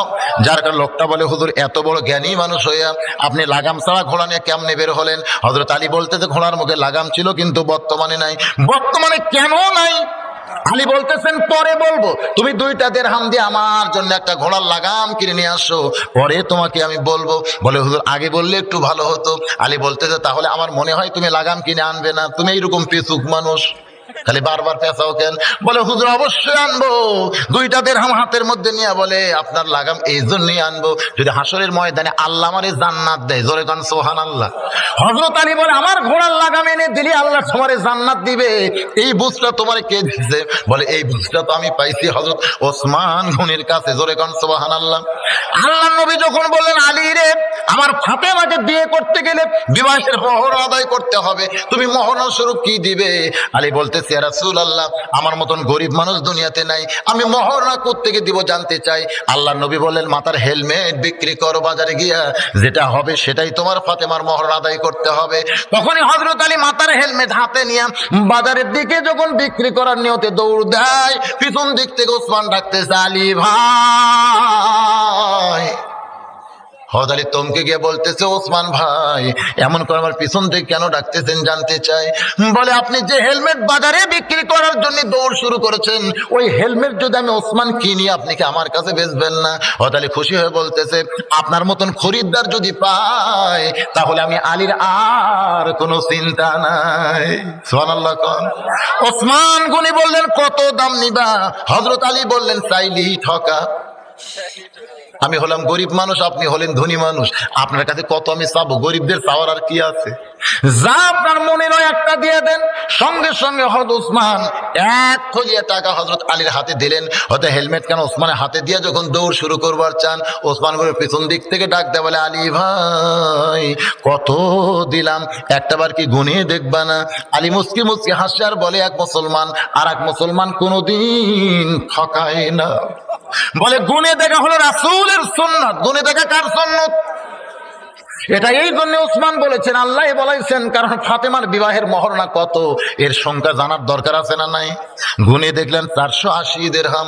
হযরত আলী কান্দের বলে ওসমান ভাই একটা মাথার হেলমেটের দাম কি কোনোদিন এত হয়? এত দাম না আপনি হেলমেট কেন কিনলেন? ওসমান কান্দের বলে আলী রে আসাদুল্লাহিল গালিব যে হেলমেট মাথায় দেয় গোটা দুনিয়া বিক্রি করলে সে হেলমেট কোনোদিন কেনার উপায় নাই, আমি আবার তোমার হেলমেট তোমারে দিয়া দিলাম। হযরত আলী কান্দের বলে ওসমান ভাই এই বিপদের দিনে এত বড় উপকার আপনি আমার কেমনে করলেন শুনতে চাই। ওসমান বলে জান্নাতের আশায়। নবীর মা সুবহানাল্লাহ বলে। আল্লাহ নবী বহুদিন বলতেন আমার মেয়ে হলো তিনটা, আমার মেয়ে হলো তিনটা। সাহাবীরা বলতেন হুজুর আপনার মেয়ে তো চারটা। আসলে সাহাবীরা মনে করছে নবী তো উম্মি নবী, গুণবার জানে না, এই জন্য হয়তো বলতেছে আমার মেয়ে তিনটা। আল্লাহ নবী বললেন সাহাবীরা রে আমার মেয়ে তো আসলে তিনটা। সাহাবীরা বলে হুজুর আপনার মেয়ে তো হলো চারটা। নবী বললেন তাহলে শোনো, কুলসুম আমার মেয়ে, রোকে আমার মেয়ে, জয়নাব আমার মেয়ে, কিন্তু ফাতেমা আমার মা। আল্লাহ নবী বহুদিন বলতেন আমার মা আমিনা মরে গেছে, আমি ফাতেমাকে মা হিসাবে পাইছি। বহুদিন উম্মে কুলসুম বলছে বাবা আপনি ক্ষুধার জ্বালায় পেটে পাথর বেঁধে বসে থাকেন, ও বাবা আপনার জামাই হলো মক্কা মদিনার সবচাইতে ধনী, আপনি আমার বাড়িতে আসবেন, ভালো মন্দ পাক করে আপনাকে খাওয়াবো, আপনি যেন আর ক্ষুধা নিয়ে কোনোদিন থাকেন না। আল্লাহ নবী বলতেন অবশ্যই আসবো।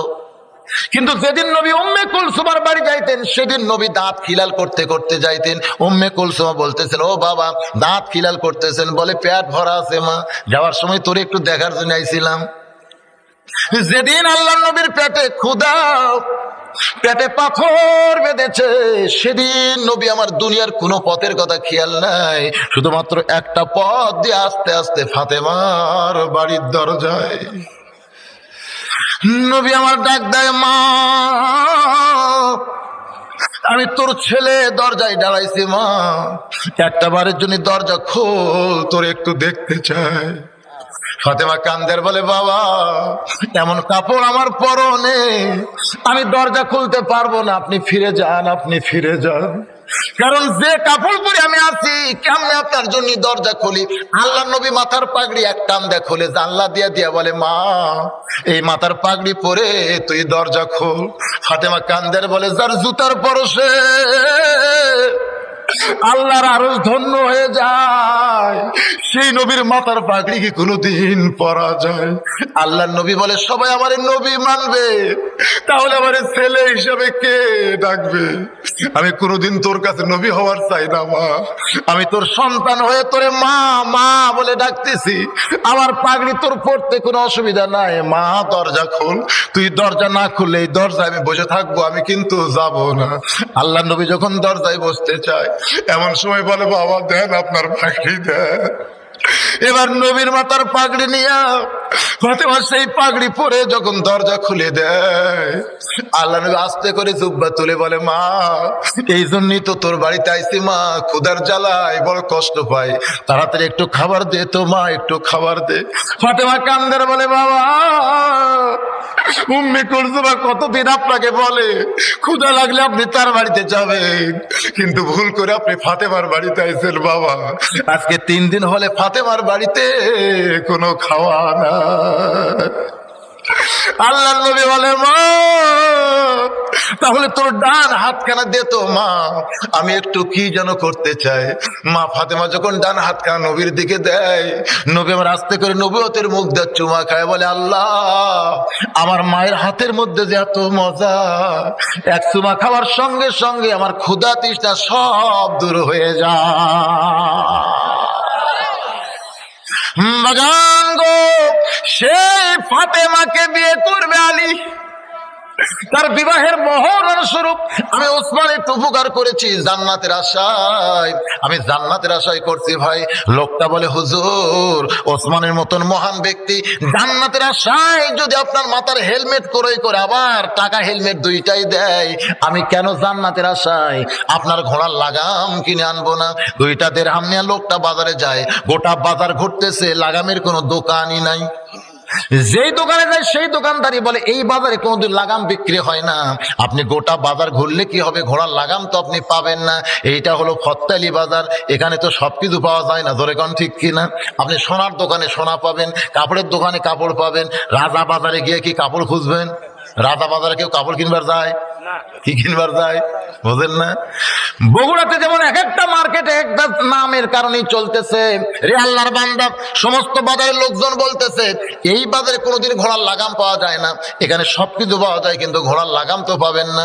লোকটা মনে মনে চিন্তা করে, এমন একটা মহান ব্যক্তির ঘোড়ার লাগাম কেনার জন্য আইলাম, আর লাগাম ছোলা দেড়হাম নিয়ে যদি তার সামনে দাঁড়ায় সে তো মনে বড় কষ্ট পাবে।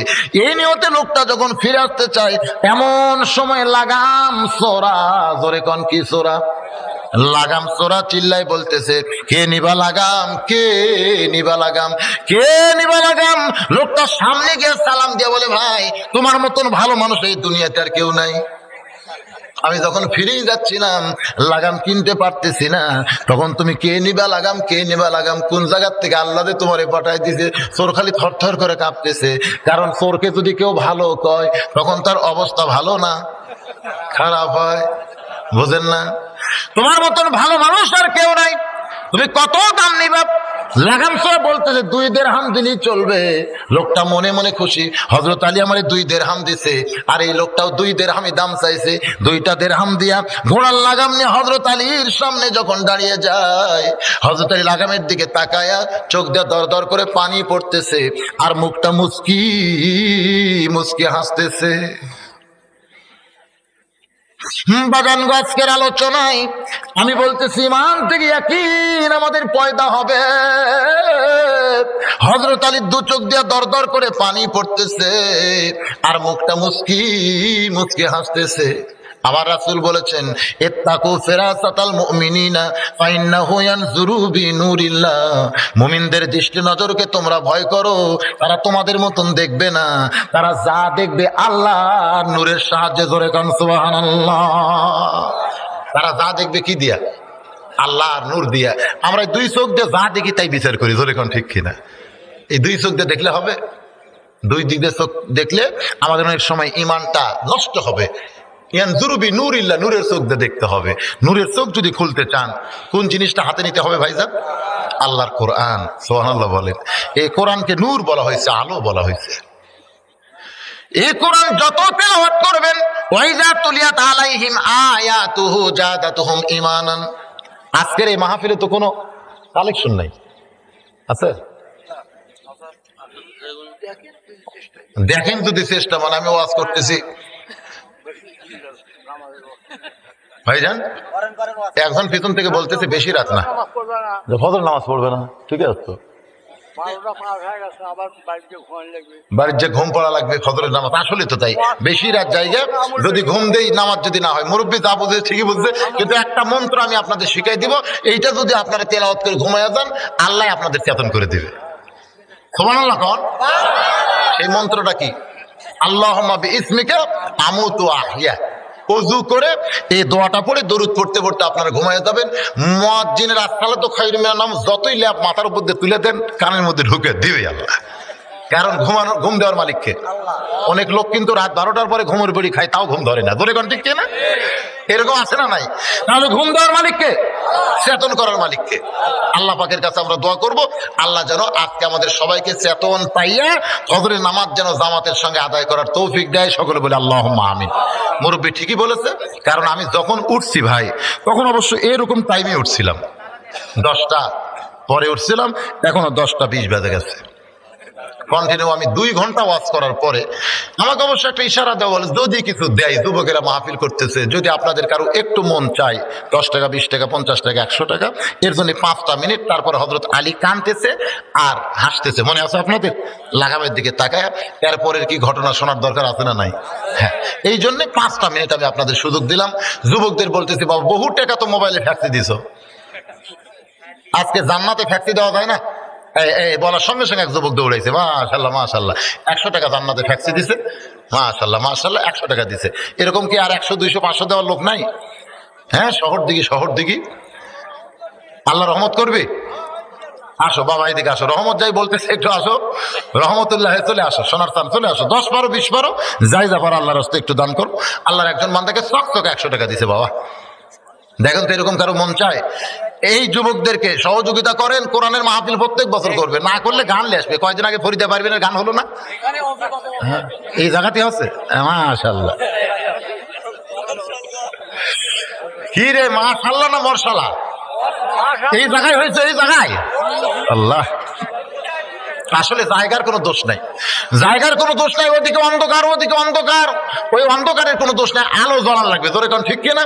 আলো জ্বলাইলে অন্ধকার দূর হয়ে যাবে। জায়গার কোনো দোষ নাই। জায়গাটা আজকে জান্নাতের বাগান হয়ে গেছে।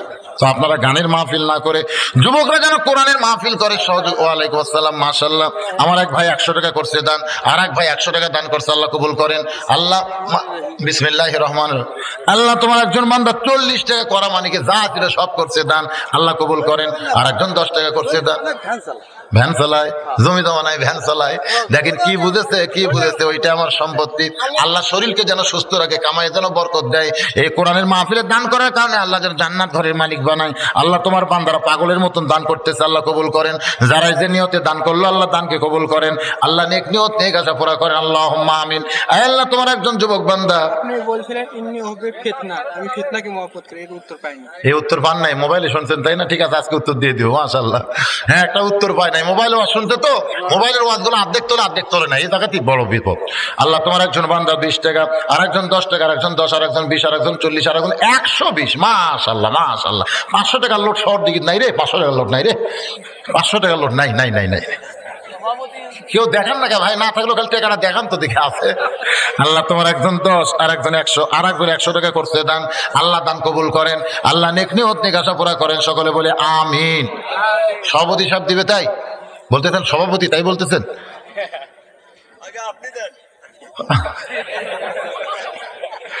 এ শহর দিকের লোক না বাইরের লোক? এরা সব কোন জায়গার লোক? হ্যাঁ, এই দেখেন, এই দেখেন, এই দেখেন, যুবকেরা ফ্যাক্সি দিচ্ছে। ইচ্ছা করলে মোবাইলের মধ্যে ফ্যাক্সি দিবার পারতো 20 টাকা, কিন্তু দিচ্ছে। আল্লাহ কোরআনের মাহফিলে আল্লাহ যুবকদের ফ্যাক্সি গুলোকে জান্নাতে লোড করে নাও। আল্লাহ জান্নাত ঘরের মালিক। ওয়ালাইকুম আসসালাম, মাশাআল্লাহ। এখন পর্যন্ত কাহালুর লোক এখন পর্যন্ত সবচাইতে উপরে উঠছে। কাহালুর লোক, কাহালু, কাহালু বাড়ি হলো কাহালু। দেখেন, এই শহর দিকের কেউ পারে নাই, আশেপাশের কেউ পারে নাই। কাহালু থেকে এসে দেখলো হুজুরের কাছে যখন চাইছে, তখন হুজুর এলাকার লোক 300 টাকা করছে দান। আল্লাহ দানকে কবুল করেন। দেখি 300 টাকার উপরে কেউ উঠতে পারে? ওয়ালাইকুম আসসালাম, ওয়ালাইকুম আসসালাম। আল্লাহ তোমার বান্দা অনেকগুলো টাকা করছে দান। আল্লাহ কাহালুর একজন ভাই 300 টাকা করছে দান, আল্লাহ দান কবুল করেন। এগুলো কে দিল বাবা? 5 জন মিলে করছে দান যুবকেরা। আল্লাহ দানকে কবুল করেন, নেক নিয়ত নেক আশা পুরা করেন। ওয়ালাইকুম আসসালাম। দেখেন, দেখেন, আপনাকে এলাকার যুবকগুলো দেখেন, সবাই আজকে জান্নাতে ফ্যাক্সি দিল। আল্লাহ যে যাই দিল আল্লাহ জান্নাতের মালিক বানায়। যার একজন 50 টাকা করছে দান, আল্লাহ কবুল করেন। আল্লাহ নেক নিয়ত নেক আশা পুরা করেন। আল্লাহুম্মা আমিন। কবুল করো, কবুল করো মোদের কামনা। দানকারীকে দিবেন জান্নাত, আল্লাহ নিরাশ করবেন না। আল্লাহ তোমার একজন বান্দা 20 টাকা দান করছে, আল্লাহ কবুল করেন। আবার পকেটে হাত ঢুকায়। আমার মোবাইল নম্বর, হ্যাঁ মোবাইল নম্বর তো এখন এখানে বলা যাবে না, কার্ড আছে আপনার গাড়ির ওখানে গেলে, আপনার আমার হেল্পার আছে, ওদের কাছে কার্ড আছে, একবার কার্ড দেন, সেটাই ভালো হবে। হ্যাঁ, আল্লাহ তোমার একজন বান্দা 50 টাকার, একজন 10। পুচকে একটা পুচকে মানুষ হয় রে, 10 টাকার একজন 10, আর একজন 10 ছোটগুলো দিবার ধরছে। মাশাআল্লাহ, মা কে রে? এই এই এই শোনো, শোনো, শোনো, এ কারো থেকে লিয়ে এলে না? লিল্লাহে তাকবীর। মনে করছিলাম 500 দেখাবারই পারবে না, 500 দান করে দিছে। মাশাআল্লাহ, মাশাআল্লাহ, সুবহানাল্লাহ। আল্লাহ তোমার একজন বান্দা 500 টাকা করছে দান। আল্লাহর এক যুবক অনেকগুলো টাকা করছে দান। আর এক যুবক আল্লাহ তোমার 70 টাকা করছে দান। আল্লাহ দানকে কবুল করেন। টাকার কিন্তু ঠিক হয়ে গেছে, অনেক টাকা হয়েছে মাশাআল্লাহ। এখন সবাই বসেন ভাই, আর যদি কেউ দান করে চান একটু আল্লাহর রাস্তে করেন। পিছনে যারা আছেন আল্লাহর রাস্তে বসেন, আল্লাহর রাস্তে বসেন। এই মাহফিলের সবচাইতে গুরুত্বপূর্ণ জিনিসের নাম হলো মোনাজাত। জোরে বলেন, নাম কি? মোনাজাতের গুরুত্ব আছে না নাই? আর দোয়া মুখুল ইবাদত, দোয়াটা হচ্ছে ইবাদতের মগজ। আমি ওয়াজ করতে বুঝাই থাকি যে মুরব্বীর দোয়ার জন্য বসে আছে, হ্যাঁ দোয়ার জন্য বসে আছে। এতগুলো মানুষের দোয়া আমরা তো করতে পারি না সব সময়। আপনার ওই নীলফামারীর একটা বাস, ওই যে ফুড ভিলেজের ওখানে আপনারা দেখছেন একটা বিশাল ব্যাংক আছে, ব্যাংকের নাম কি? শাকপালা না, ওই যে ফুড ভিলেজ, ফুড ভিলেজের আগে একটা ব্যাংক নাই? চান্দাইকোনার আগে যে একটা ব্যাংক আছে, একটা ব্যাংক নাই এরকম? ওখানে একবার হয়তো ঘোগা বটতলা হয়েছে, ওইখানে একটা অ্যাক্সিডেন্ট হয়েছিল। নীলফামারীর বাস মানে টিয়ারিং ফেল করে একবারে খাদের মধ্যে পড়ছে, এমন হয়ে পড়ছে আপনারা হয়তো পেপারে দেখছিলেন, অনেকগুলো মানুষ মারা গেছিল সেই বাস, অনেকগুলো মানুষ মরছিল। কিন্তু একজন মানুষের নাম ছিল মুজিবর। নীলফামারীর লোকেরা খুঁজতেছে, মুজিবরকে পাচ্ছে না, কিন্তু একটা লাশ পাওয়া গেল, মাথা নাই। মাথা ছাড়া একটা লাশ, মানে এমন ভাবে গ্লাসের মধ্যে পড়ছে না, কি হয়েছে মাথাতে কোন জায়গাটা আছে এখন বাস্ত আছে পানির মধ্যে, কিন্তু দেহ পাইছে মাথা নাই। সবাই বলতেছে মজিবরের লুঙ্গি হলো হলুদ আর শার্ট হলো লাল। সবাই দেখতেছে যার মাথা নাই তার লুঙ্গি হলুদ আর শার্ট লাল। নীল হয় লোক বলে এটাই মজিবর হবে। মজিবর মনে করে মাথা তারা বাড়িতে গেছে। মজিবরের বউ বাপ মা যারা ছিল সবাই কান্দা কান্দি শেষ। খবর দেওয়ার পরে যেদিন কলমা পড়ার দিন, জোরে কোন কি পড়া? কলমা পড়ার দিন মজিবর মাথা নিয়ে হাজির। আসলে মজিবর মরি নাই, মজিবর আহত হয়েছিল। সিরাজগঞ্জের লোকেরা টানা হেঁচা করে ওর হাসপাতালে নিয়ে ওরে সেবা শুশ্রূষা করে 7 দিন পর 8 দিন পরে যখন চলে আইতে বাড়িতে, কিন্তু আইসা দেখে মিলাদ চলতেছে। কিসের মিলাদ রে ভাই? সবাই বলে তুমি কেডা? আমি তো মজিবর। কয় মাথা পাইলা কোথায়? যারা কলমা পড়তেছিল তারা মারছে দৌড়। মজিবর ফিল হয়ে চলে আইছে মাথা নিয়ে। মজিবর বইয়ের কাছে গিয়ে বলতেছে বিবি রে, বলে তুমি কে? বলে আমারে তুমি ছিল না, আমি হলাম তোমার স্বামী। কয় তাহলে মাথা পাইলা কোথায়? তুমি আমার স্বামী না, তুমি যদি আমার স্বামী হয় তোমার তো মাথা নাই, তুমি মাথা পাইলা কোথায়? মায়ের কাছে যাই মায়া কি কোথায় কয়, বাপের কাছে যাই বাপ কয় বেটারে তুই মাথা পাইলি কোথায়? মজিবর তখন এক দৌড়ে কবরের কাছে গেছে। এই শয়তান, তোর যদি আজকে মাথা থাকতো তাহলে আমার এত বিপদ হইতো না, কিন্তু তোর মাথা নাই বলে আজকে আমার কত বিপদ, কেউ আমাকে চিনতেছে না। তার মানে মনে করেন মোনাজাতটা হলো মাথা, যারা মোনাজাত ছাড়া বাড়িতে যাবেন এরা হলো মাথা ছাড়া। জোরে কোন কি ছাড়া? আর যারা মোনাজাত করবেন তাদের মাথা আছে রে ভাই। এই জন্য আমি আপনাদের অনুরোধ করতেছি, ঘন্টার পর ঘন্টা মাগরিব থেকে রাত প্রায় 12:30 বাজে গেছে, এত রাত পর্যন্ত যারা ওয়াজ শুনেছেন তারা মাথা ছাড়া মুজিবর না হইয়া মাথাওয়ালা হওয়া লাগবে। আর দোয়া মুখল ইবাদ, দোয়া হচ্ছে ইবাদতের মাথা। জোরে কোন সুবহানাল্লাহ। হযরত আলী বসেন, যারা পিছনে দাঁড়া আছেন বসেন, সবাই আল্লাহর রাস্তায় বসেন। হযরত আলী চোখের পানি বের করে কাঁদতেছে আর মুখটা মুস্তি মুস্তি হেসে বলতেছে, যেটা বান্দার জন্য হালাল ছিল সেইটাই কর্মদোষে হারাম করে নিল। সুবহানাল্লাহ কোন। যেটা বান্দার জন্য কি ছিল? হালাল ছিল, সেইটাই কর্মদোষে হারাম করে নিল। লোকটা বলে হুজুর আপনি কি বললেন আমি বুঝতে পারতেছি না। বলে একটা হলো ইমান, একটা হলো ইয়াকিন। জোরে কোন সুবহানাল্লাহ। তার ইমান বলেছে ঘোড়ার লাগাম চুরি করব, ঘোড়া চুরি করব, এতে সে লাভ পাবে। কিন্তু ইয়াকিন বলতেছে সে কিছুই পায় নাই, বরং সে আরো খারাপই হয়েছে। জোরে কোন ঠিক কিনা? এই 2টা দিরহাম কিন্তু হযরত আলী তাকে দিতই, সে যদি ঘোড়ার লাগাম ধরে থাকতো।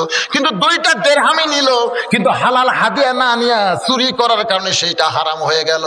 বাজান রে, আমাদের ইমান বলে দুনিয়ার বাড়ি দুনিয়ার গাড়ি সব একদিন ছাড়তে হবে, কিন্তু ইয়াকিনের পর্যায়ে আমরা যাইতে পারি না।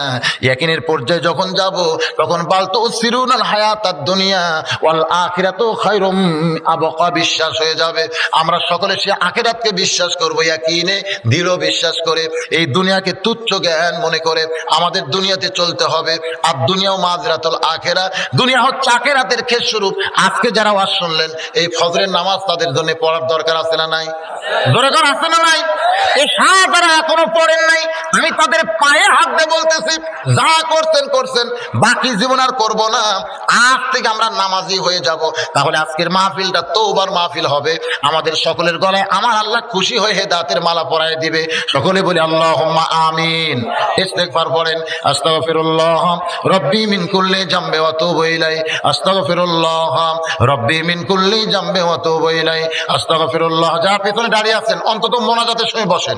বসাটা হলো আদবি। বাবা এতক্ষণ যারা দাঁড়িয়ে আছেন কত কষ্ট, এখন একটু বসেন। বসাটা হলো আদবি, দাঁড়ানো হলো বেদবি। বিশেষ করে মোনাজাতের ক্ষেত্রে আল্লাহর দরবারে আমরা হাত তুলবো। আমাদের চাইতে বড় ফকির পৃথিবীতে আর কেউ নাই। এই জন্য সবাই কয়েকবার ইস্তেগফার পড়ে নি। আস্তাগফিরুল্লাহ রব্বি মিন কুল্লি জামবি ওয়া তুবু ইলাই, আস্তাগফিরুল্লাহ রব্বি মিন কুল্লি জামবি ওয়া তুবু ইলাই, লা হাওলা ওয়ালা কুওয়াতা ইল্লা বিল্লাহিল আলিয়্যিল আযীম। আল্লাহুম্মা সাল্লি আলা মুহাম্মাদিন ওয়া আলা আলি মুহাম্মাদ কামা সাল্লাইতা আলা ইব্রাহিম ওয়া আলা আলি ইব্রাহিম ইন্নাকা হামিদুম মাজিদ। আল্লাহুম্মা বারিক আলা মুহাম্মাদিন ওয়া আলা আলি মুহাম্মাদ কামা বারাকতা আলা ইব্রাহিম ওয়া আলা আলি ইব্রাহিম ইন্নাকা হামিদুম মাজিদ। আজকের মাহফিলের সভাপতি সাহেব আছে? জি ঠিক আছে। আচ্ছা, শুরুতেও আয়াত তেলাওয়াত, শেষেও আয়াত তেলাওয়াত, কোরআনের একটা আয়াত তেলাওয়াত করে এরপরে মোনাজাত হবে ইনশাআল্লাহ। আয়াত তেলাওয়াত করলো এই ছেলেটা, এই আয়াতের মধ্যে অবশ্যই কথাই বলা হয়েছে, সেই কথাটাই উনি বললেন যে অসহায় যারা, ওখানে নিচে রাখো, নিচে রাখো, তোমারটাকে এখানে রাখো, নিচে। আপনারা যদি পারেন, অন্ধ মানুষ, হাফেজ মানুষ, সবচাইতে বড় মহব্বত হলো সে 30 পারা কোরআনের হাফেজ। আর সবচাইতে যে জিনিসটা আমাদের দেখতে হবে সেটা হলো মাজুর। হ্যাঁ, সোয়াল ও জিল্লাতন, যদিও বলা হয়েছে সোয়াল করা একটা জিল্লতের কাজ, শরমের কাজ, কিন্তু এ তো সোয়াল করা ছাড়া বুদ্ধি নাই। কিন্তু এই কোরআনের হাফেজ মানুষের দরজায় দরজায় ভিক্ষা করুক, এটা উচিত না। সে আপনাদের এখানে এসে একটু হাদিয়া স্বরূপ যদি আপনারা পারেন, সবাই যদি 2-4 টাকা করে দেন, ও বউ চল নিয়ে খাবে, আপনাদের দোয়া করবে। কারণ আসলে কিছু করতে পারলেও চাইতো না। আপনারা যদি দাওয়াত দিতেন, অন্ধ হাফিজ আব্দুল্লাহ ইবনে কাজেম গাড়ি নিয়ে ঘুরতেছে, সে দাওয়াত পায়, কিন্তু এনাকে কেউ দাওয়াত দেয় না। আপনারা যদি দাওয়াত দেন, হাদিয়া হিসেবে যেটা দিবেন ওটাই ওর জন্য চলবে, কিন্তু আসলে দাওয়াতই মানুষ দিচ্ছে না। এখন কি বুঝে দিচ্ছেন আল্লাহ ভালো জানে। তো ভাইজান, এই অন্ধ হাফেজকে মোনাজাতের আগে আপনারা যদি সবাই পারেন 2-4-10 টাকা করে দান করেন, মাশাআল্লাহ, এদের অনেকে দান করতেছে। এখানে 100 টাকাও দিছে, 50 টাকাও দিছে, আপনারা দেন। অন্ধ হাফেজ আপনাদের দোয়া করবে। ইস্তেগফার পড়ি সবাই, আস্তাগফিরুল্লাহ। জি, মা বোনদের কাছে, মা বোনেরাও যদি পারেন অন্ধ হাফেজকে দান করবেন। ওখানে যদি কেউ যায় হাফেজের জন্য চায়, আপনারা দিবেন। সবাই ইস্তেগফার পড়েন, আস্তাগফিরুল্লাহ রাব্বি মিন কুল্লি জামবি ওয়া তুবু ইলাই, আস্তাগফিরুল্লাহ রাব্বি মিন কুল্লি জামবি ওয়া তুবু ইলাই, আস্তাগফিরুল্লাহ রাব্বি মিন কুল্লি জামবি ওয়া তুবু ইলাই, লা হাওলা ওয়ালা কুওয়াতা ইল্লা বিল্লাহিল আলিয়্যিল আযীম।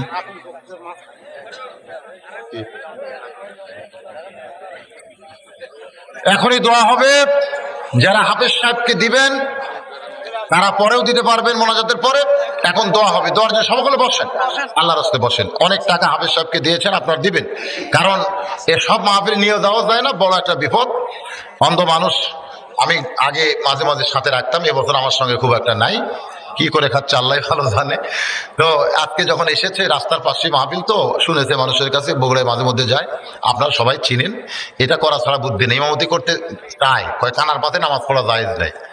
মুয়াজ্জিনি করতে গেলে কয় কারেন্টের যুগ, শর্ট খায় যদি মরে, বুঝেন না। কিন্তু সব না পারলেও বিয়া করছে, এই জায়গার যে কেমনে পারে আল্লাহ ভালো জানে। কয় আমি কিছুই করবার পারি না, কিছুই করবার পারি, তো ছোলের বাপ কেমনে হয়? ওই জায়গা পারে, তো তারাই তো ভুল করছে, ওই জায়গায় তারাই ভুল করছে। আজ একলা থাকলে একটা অন্ধ মানুষের নিয়ে কোনো ফ্যাক্টর হতো না, কিন্তু বউ আছে, সাওয়াল আছে, এতগুলো লাইকে। হ্যাঁ, এই জন্য আপনারা একটু দান করেন, ওই জায়গায় ভালোই পারছে আলহামদুলিল্লাহ। এখন দোয়া হবে, ভাই সবাই বসে। আল্লাহুম্মা সাল্লি আলা সাইয়্যিদিনা শাফিনা হাবিবিনা নবিয়িনা মাওলানা মুহাম্মদ ওয়া আলা আলিহি ওয়া সাহবিহি ওয়া বারাকা সাল্লিম। আল্লাহুম্মা আমিন। আল্লাহুম্মা আনতাস সালাম ওয়া মিনকাস সালাম, তাবারাকতা ইয়া যাল জালালি ওয়াল ইকরাম। ও দরদি আল্লাহ, কঠিন শীতের মধ্যে টপ টপ করে নিয়র পড়তেছে গায়ে, তারপরেও তোমার পাগল বান্দারা, তোমার পাগলি বান্দিরা আরামের বাড়ি, আরামের ঘুমকে বাদ দিয়া কোরআন হাদিসের মহব্বতকে কলিজার ভিতরে নিয়া এই জান্নাতের বাগানে বসে বসে কোরআন হাদিসের ওয়াজ শোনার শেষে আমি গুনাহগারের সঙ্গে রহমতের দরজায় ফকির হয়ে দোকানা হাত তুলেছে। মেহেরবানি করে আজকের মাহফিল আমাদের সকলের হেদায়েতের জন্য, নাজাতের জন্য, জান্নাতের জন্য কবুল করে নাও। এই মাহফিলের শুরু থেকে শেষ পর্যন্ত যত আলোচনা হয়েছে এর মধ্যে যদি ত্রুটি হয়, ভুল হয়, মাফ করে দাও। এর জাহাদিয়া মঞ্জুর করো সোনার মদিনায়, নবী পাকের রওজা মোবারকে কবুল করো। তামাম আম্বিয়ায়ে কেরাম, আসহাবে কেরাম, তাবিঈন কেরাম, তাবা তাবিঈন কেরাম, আউলিয়া কেরাম, পীর মাশায়েখ, বুজুর্গান কেরাম, তামাম পৃথিবীর মাটির নিচে যত মুমিন মুমিনাত আছে আল্লাহ সকলের আরওয়াহ পরে হাদিয়া কবুল করো। আমরা যারা হাত তুলেছি, আমাদের মধ্যে যাদের মা নাই, যাদের বাবা নাই, আল্লাহ মেহেরবানি করে বাপ মার কবর জান্নাতের টুকরা বানিয়ে দাও। আমাদের দাদা দাদি, নানা নানি, আত্মীয় স্বজন, শ্বশুর শাশুড়ি, যারা আমাদের বড় আপনজন ছিল, আজকে যারা অন্ধকার কবরে এতিম হয়ে আছে, আল্লাহ মেহেরবানি করে তাদের সকলের কবরকে জান্নাতের টুকরা বানিয়ে দাও। এই পৃথিবীতে যাদের জন্য দোয়া করবার কেউ নাই, আমরা তাদের পক্ষ নিয়ে তোমার দরবারে হাত তুলেছি, মেহেরবানি করে তাদের কবরগুলোকেও জান্নাতের টুকরা বানিয়ে দাও। নিজের দুইটা হাতের দিকে তাকায় দেখেন, এই দুইটা হাত দিয়ে কত কবরে আমরা মাটি দিয়েছি, এই দুই হাত দিয়ে কত লাশ অন্ধকার কবরে নামাইছি। একদিন আমরা সবাই মরে যাব, যেদিন আমাদের মৃত্যু হবে দিনটা যেন জুমার দিন হয়, যে মাসে আমাদের মরণ হবে মাসটা যেন রমজান মাস হয়। ইমানের সাথে ইজ্জতের সাথে মুসলমান হয়ে এই দুনিয়া থেকে যেন বিদায় নিতে পারি। আল্লাহ আমাদের সকলের জন্য কবুল করেন। ও দরদি আল্লাহ, শহর দিকের যুবকেরা বাবা যারা মিলে মিশে কষ্ট করে মেহনত করে এই যে আজকে জান্নাতের বাগান লাগাই দিছে আল্লাহ। আল্লাহ আজকের এই মাহফিল এই গ্রামের জন্য রহমত আর বরকতের ওসিলা হিসেবে কবুল করে নাও। আয় আল্লাহ তাআলা এই গ্রামের যুবকগুলোকে তুমি ইসলামের জন্য তোমার জন্য কবুল করে নাও। আল্লাহ বয়স্ক যারা আছে দিনের দায়ী হিসাবে তাদের কবুল করে নাও। অসুস্থ কেউ থাকলে সুস্থ করে দাও, অভাব থাকলে মোচন করে দাও। পর্দার অন্তরালের মা বোনেরা হে আল্লাহ তাআলা আবিদা সালিহা পর্দানিশী কবুল করে মা ফাতিমার সঙ্গে জান্নাত দিও। আল্লাহ গোটা বিশ্বের মুসলমানকে মাফ করো, বিশ্বের মুসলমানকে হেফাজত করো। আমার বাংলাদেশের প্রতি রহম করো, বাংলাদেশের সকলের প্রতি আল্লাহ তুমি রহম করো, খাস করে আলেম ওলামার প্রতি তুমি রহম করো আল্লাহ। ও দরদি আল্লাহ, মেহেরবানি করে এতগুলো মানুষের মধ্যে যার দুইখান হাত পছন্দ হয় সেই দুই হাতের ওসিলায় আজকের মাহফিলকে কবুল করো। আজকের মাহফিলের সম্মানিত সভাপতি